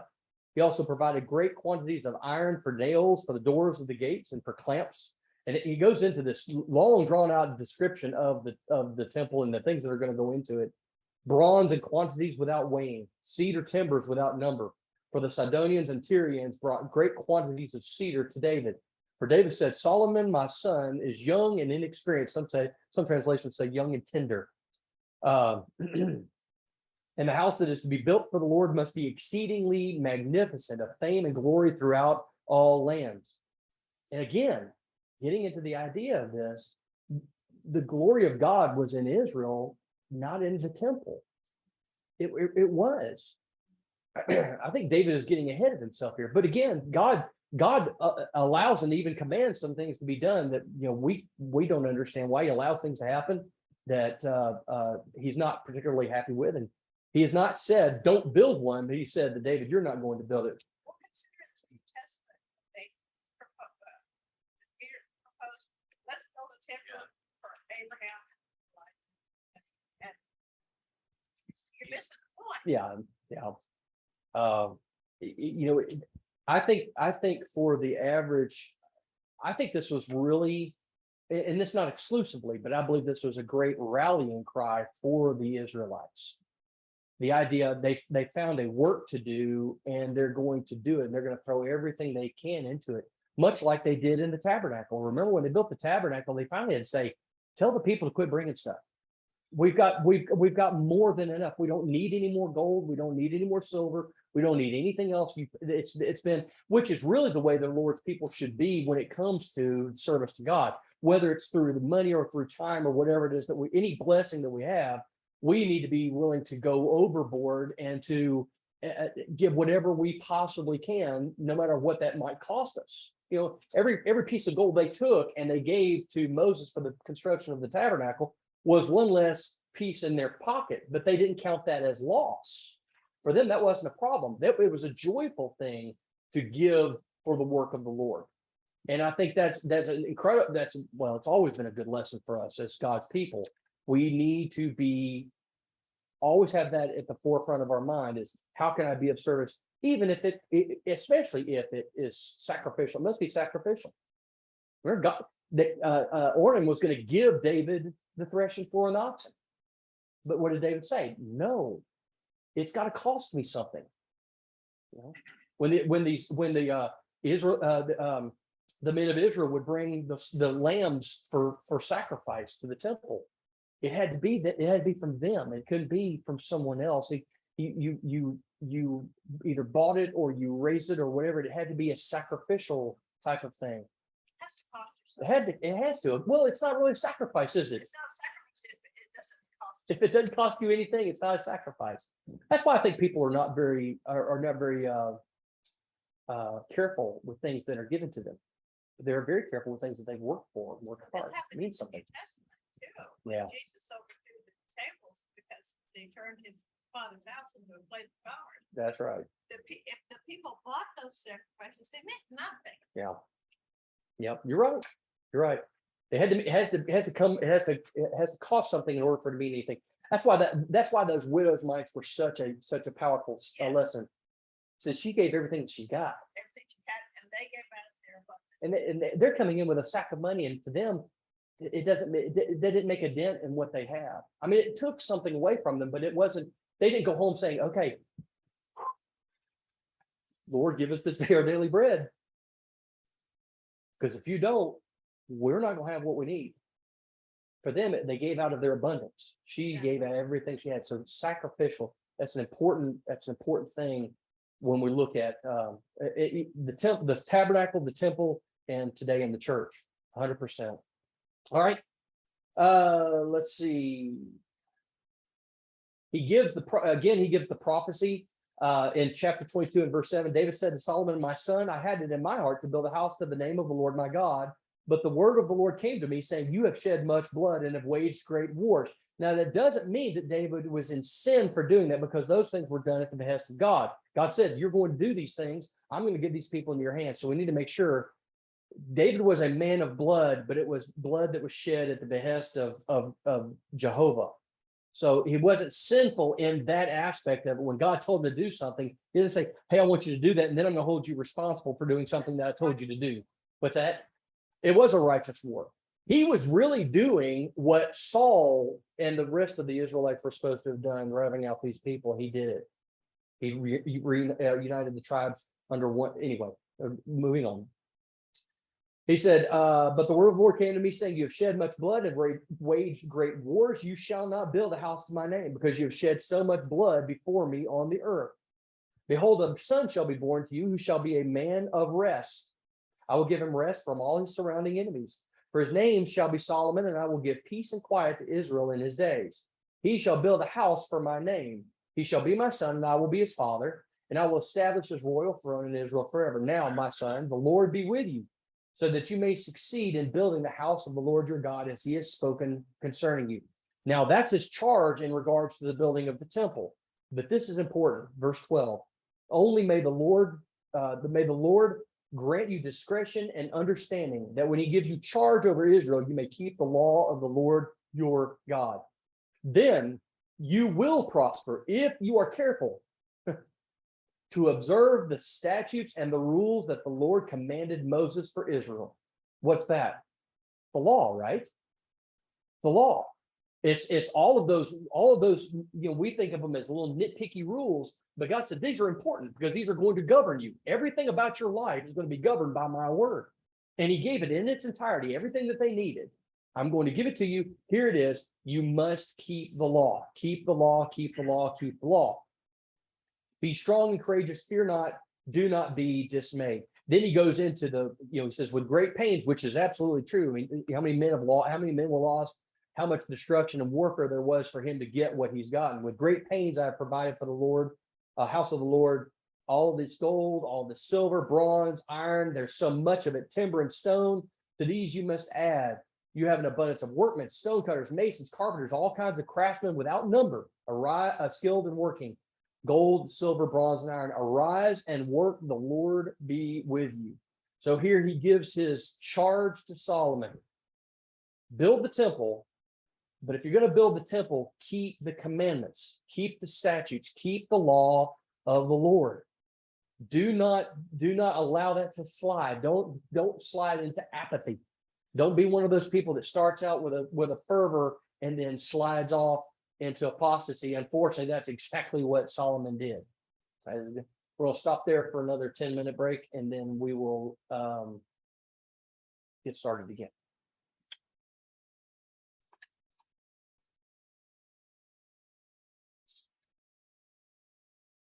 Sir. One question. Sure. Just 1 second. Yeah, y'all got both open.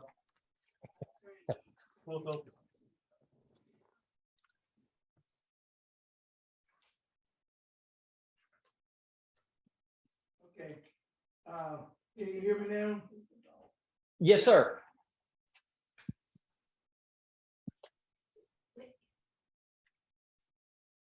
Are you speaking? Can you hear me now, Chuck? I can hear you now. Can you hear me now? Well, kind of. That microphone's still acting up. Okay, how about now? 2 mics on. This has got one on and he's got one on. I can hear you, but you're not very loud. Okay. Hold on, go ahead and talk. Go ahead. Okay, what I wanted to ask about was First Chronicles, and the verse is 16, talking about the angel of the Lord. Yes. Is that angel very large, or is he just a standard, human size? Truthfully, I don't know.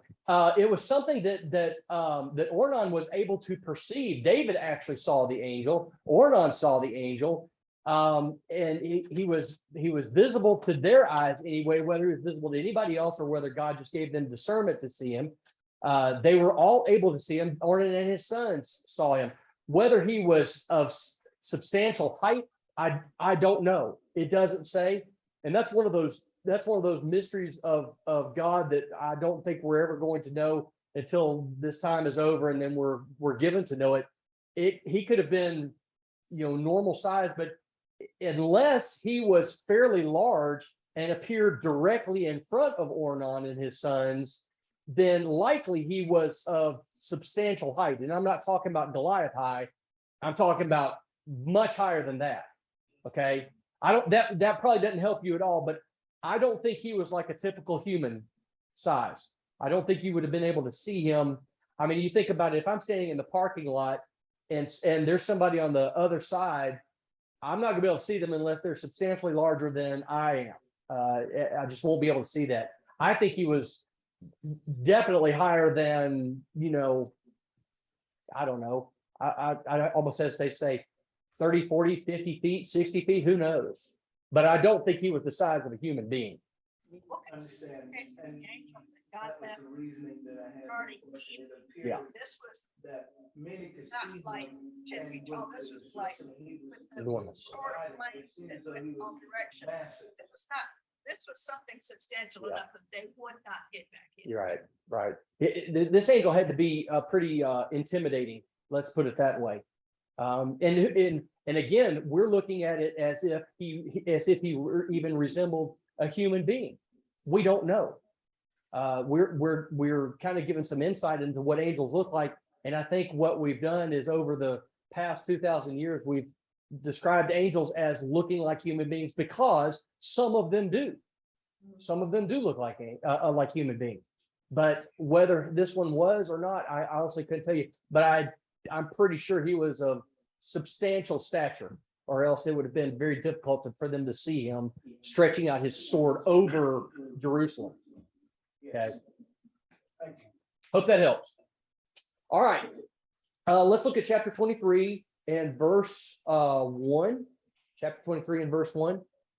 It says, when David was old and full of days, he made Solomon his king over Israel.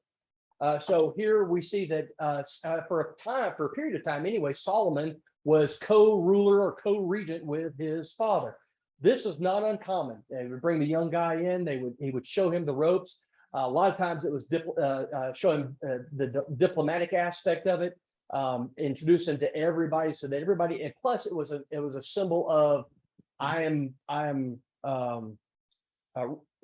when I understand what I mean by the word recommend, I'm recommending him. In other words, he has authority because I have given him authority. I've bestowed it upon him. All right. So when David was old, he made Solomon his son king over Israel. They co-ruled for a period of time before David passed away. Verse 2, David assembled all of the leaders of Israel and the priests and the Levites. The Levites 30 years old and upward were numbered, and the total, now remember, these were numbered. Now, who must have told him to do that? Certainly wasn't, it wasn't David. David learned his lesson, but they numbered them. God said, number them. All right.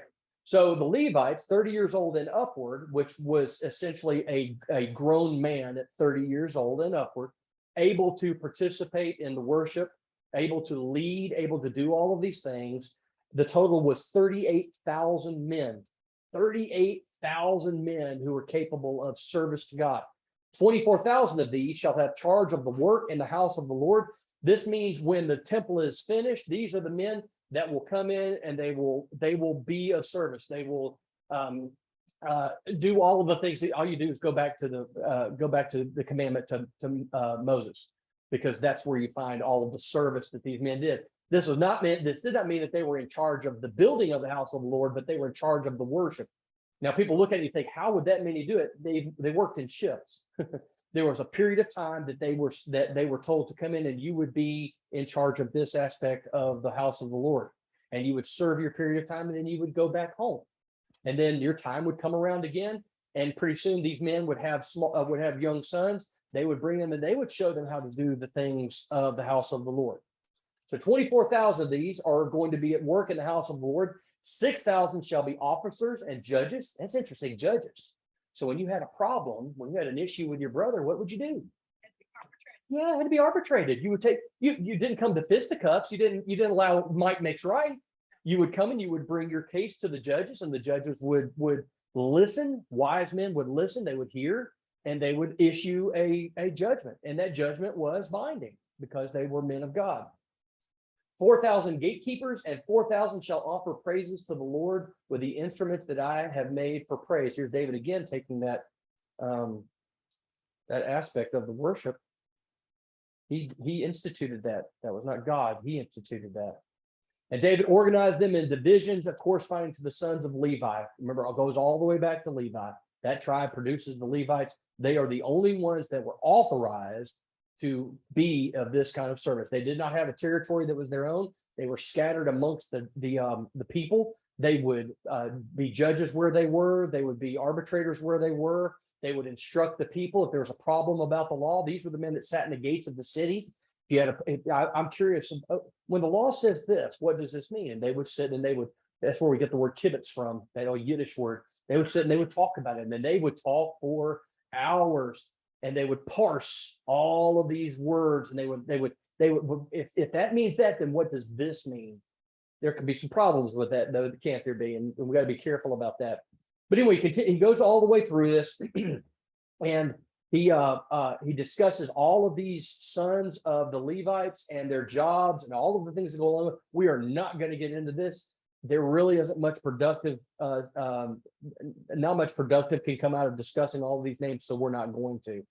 But anyway, he goes all the way through, and he gets to verse 20, or chapter 24, and David organizes the priests. This is a continuation of the Levites, and he organizes the priests. Now, due to the fact that thousands of Levites were eligible to participate in the temple services, now not all of them. Remember, there were those who were word escapes me. They were not allowed. They were disallowed from service because of a physical ailment. Remember, there are certain people that were not able to come into the tabernacle. There are people that weren't able to come into the temple. Lame, people who were blind, people who had skin disease. There were things that prevented them from being in service. Sometimes for their entire lives, but many times it was only a temporary thing. But still, in spite of all of that, there were thousands of these men who were eligible to participate in the temple services. So it was a necessary thing. David is using wisdom here. It was necessary that there's going to be some sort of systematic manner of determining the order in which they would serve. So this is what he does. He organizes the priests. This is your job. This is what you will do. This is when you will serve. And then it was passed down for them to maintain and continue that. All right. So you have to be kind of impressed with David's making this kind of a determination by lot. And everybody witnessed this. Nobody can accuse him of unmerited favor. It was all done in full view of everyone, so everybody was taking part in it. And it should also be remembered that these listed names represent families rather than individuals, and that a number of these families actually continued into New Testament times. Remember, Zacharias was of the line of Abijah. So, but I think after their turn from when Cyrus allowed them to come back home, I think at some point the number had dwindled to down, and I'll look this up and let everybody know next time. I think the number of the lines had actually dwindled down to like 4 or 5 lines of the Levitical priesthood. It had dwindled that far because some never came back. Some were taken away from the northern kingdom. There was all kinds of problems, but at this point, the list is full. The roster is full. They got plenty of people to do all of these things. And you look at some of the things they did in chapter 23, their duty was to assist with the showbread, the flour for the grain offerings, the wafers of unleavened bread, the baked offering, the offering mixed with oil, all measures of quantity or size, They were to stand every morning thanking and praising the Lord, and likewise at evening. This was going to be a busy place. That's the thing. I think a lot of times we look at the temple, we think, well, it's this quiet, solemn place where, you didn't raise your voice. It was active. There were people all over the place, standing on the steps, raising their hands, praying. The priests, you heard the animals, the sheep and the goats and the oxen and all this. It was a happening spot, and it was all in the service of God. All right, let's see.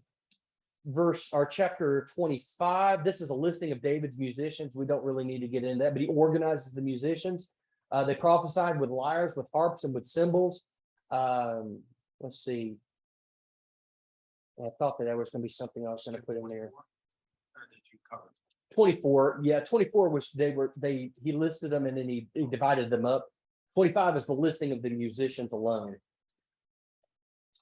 All right, and then chapter 26, we don't really, again, there's not much in 25 that we really need to get into. In chapter 26, this is the detailing of all the different services that the temple and the kingdom needed. So there's some parts in here that are exclusive to the temple of God. Then there's some that are enlisting in the service of the kingdom itself.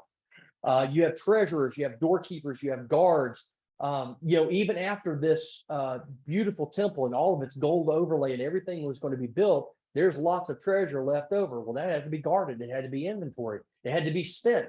When people would come and they would bring their offering, that money had to be accounted for and taken places and made sure that it was distributed the way it was supposed to be distributed. When the people came and brought their offerings, and that offering would go to the priest to live on, that had to be taken in. It had to be inventoried. It had to be.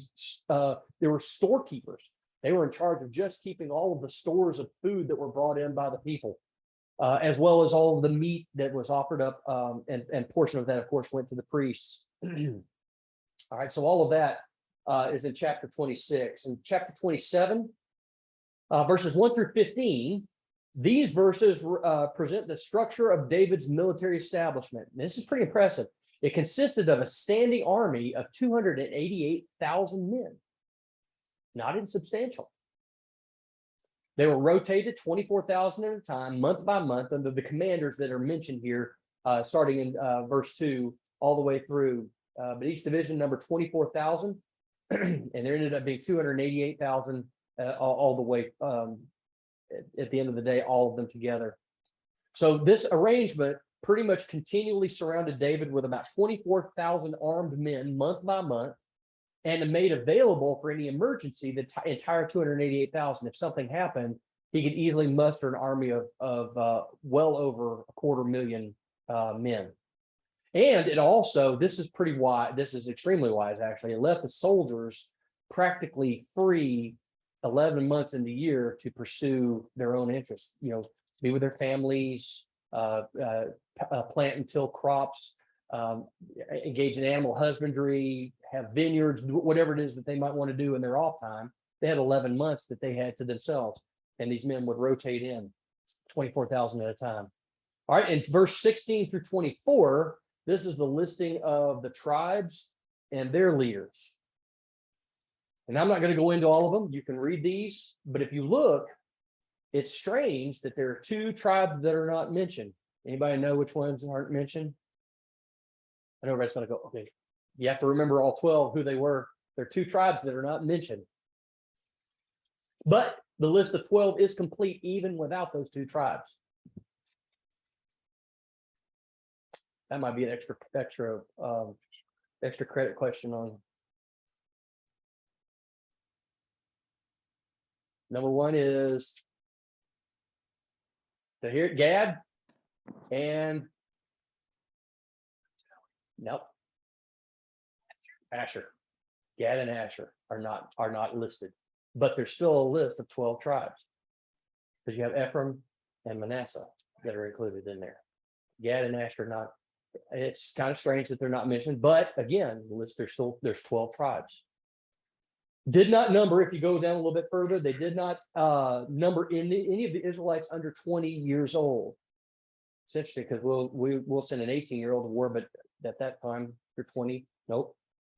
David's efforts to find out how many able-bodied soldiers that he might have kind of there's two things. Again, there's a point of boasting on David's part, but it also exhibits kind of a doubt on David's part. So he was tempted to trust in the number of his troops rather than relying on God's promise to defeat his enemies for him. Then it continues on with other officers and ambassadors. Again, this is just a listing of people, and I didn't see anything in there that would jump out as something that really needed to be talked about. In chapter 28, this is a repeat of the account of the temple. David makes a charge again to Solomon to begin the work and persevere. And look at verse 8. Now, therefore, in the sight of all Israel. So essentially, he's standing him up in front of all of these leaders of the 12 tribes of Israel. And he stands them up and he charges them. He says, in the sight of all Israel, the assembly of Jehovah and in the audience of our God. Kind of like when you get married, right? The sight of God and all of these people. Observe and seek out all the commandments of Jehovah your God. Tells us what? Sometimes we got to go looking. It's not going to land on our head with both feet. Sometimes we have to go looking. How did Josiah end up with the book of the law after it had been lost for so many years? They were in the storeroom. They were taking inventory, and all of a sudden, we found a book of the law. What? Well, and then they started reading it, and he realized, man, we're in over our heads. We have really messed up. He tears his clothes and commands the entire nation to repent, and then they go back. They go on this incredible revival in the nation of Israel. But it had to be. You have to seek out God's word. But here's the thing: this is what He promises. If you seek me out, you'll find me. That's what He said in verse 9. If you seek Him, He will be found by you. But if you forsake Him, He will cast you off forever. That's a scary prospect, isn't it? It says, in this audience of our God, observe and seek out all the commandments of Jehovah your God, that you may possess this good land and leave it for an inheritance to your children after you forever. And then, of course, it always says, if you do this, then this. That's what God said to the people as they went into Israel, to the land of Israel, right? He says, if you do this, then I will be your God, and you will be a possession to me. If you do not, however, I will drive you out like I drove out the people that were here before you. All right, real quick, chapter 29, and we'll finish. This will finish us up. Chapter 29, verses 1 through 5. David gives his wealth over to the building of the temple. He said, I provided for the house of my God so far as I was able, the gold for things of gold, the silver for things of silver, bronze for things of bronze, iron for things of iron, wood for things of wood, besides great quantities of onyx and stones, antimony, antimony, I think it's antimony, colored stones, all sorts of precious stones and marble. Moreover, in addition to all that I have provided for the holy house, I have a treasure of my own of gold and silver. And because of my devotion to the house of my God, I give it to the house of my God. So kind of like these billionaires that say, well, after I'm gone, I'm giving all my money away. Well, David's doing it for much better reason than that. 3,000 talents of gold, 7,000 talents of silver. All of these things, all of this stuff I'm giving over to the house of God. And I want you to make sure that it gets done the way it's supposed to get done. He gives him a pattern for it. And that pattern, to his credit, is modeled after the tabernacle. There are things that were supposed to be there, and he modeled it after that. All right, verses 6 through 9. Here we have the princes of Israel. They rise to the challenge. And what does it say they do? It says, hold on a second. The leaders of fathers' houses made their free will offerings, as did the leaders of the tribes, commanders of thousands, hundreds, officers over the king's work. They gave, and it lists all of the things that they gave. They give their wealth over as well. In verses 10 through 19, we see here where David blesses God. It's interesting. We don't really think about that in the sense that God blesses us. We think, how in the world can I bless God? I mean, God is the one from whom all blessings flow. How is it that we bless God? But how does he do this? He says, blessed are you, O Lord, the God of Israel, our Father forever and ever. Yours, O Lord, is the greatness and power and glory. How does he bless him? By acknowledging him as Jehovah God, the one who is utterly in control and the one who owns and has control over everything. All right. Verses 20 through verse 20. Second. Then David said to all the assembly, bless the Lord your God. And all the assembly blessed the Lord, the God of their fathers, and bowed their heads and paid homage to the Lord and to the king. verses 22 through 25. And they made Solomon the son of David king the second time, and they anointed him as prince for the Lord and Zadok as priest. If you want to see why they had to do this the second time, go back to 2 Samuel, because it talks about he had to be established because there was a man that was interested in usurping the throne. David anointed him the first time because he wanted to make sure that everybody knew this man is not going to be king. Solomon is going to be king. Why was Solomon king? Bathsheba wanted him to be. Go back and look. Anyway, Solomon is anointed king a second time in verses 26 through 30. Then Solomon sat on the throne of the Lord as king in place of David his father. He prospered, all Israel obeyed him. All the leaders and the mighty men and all the sons of King David pledged their allegiance to King Solomon. In verse 28, thus David the son of Jesse reigned over all Israel. The time that he reigned over Israel was 40 years, 7 years in Hebron, and 33 years in Jerusalem, and he died at a good age, full of days, riches, and honor. And Solomon his son reigned in his place. And that is it. That finishes up First Chronicles. You mentioned only 10 of the 12 tribes were represented. If you follow that up by saying that really all 12 tribes are listed. Two of the original tribes are not listed, but two others have taken their place, Ephraim and Manasseh. Okay. Yeah. So Gad and Asher are out of the picture. They're not listed in this listing. Okay. Right there. That is a detail that's easy to. Yes, it is. Because you look at it and you start seeing tribes, and then you automatically assume that everything that we know is there, and it's not. I had to go back through remembering everybody. All right, folks, that finishes it up for tonight. Next week we'll get started back in, but what we'll do is we've finished First Chronicles, but now we're going to start at First Kings, and we're going to start seeing the parallel accounts in Kings and Chronicles at this point. We're done with First Chronicles and Samuel. Now we're talking about First Kings and the book of Chronicles, and they'll start paralleling each other as we go. So we'll pick that up next week. Thank you so much. I appreciate it. Y'all have a great evening.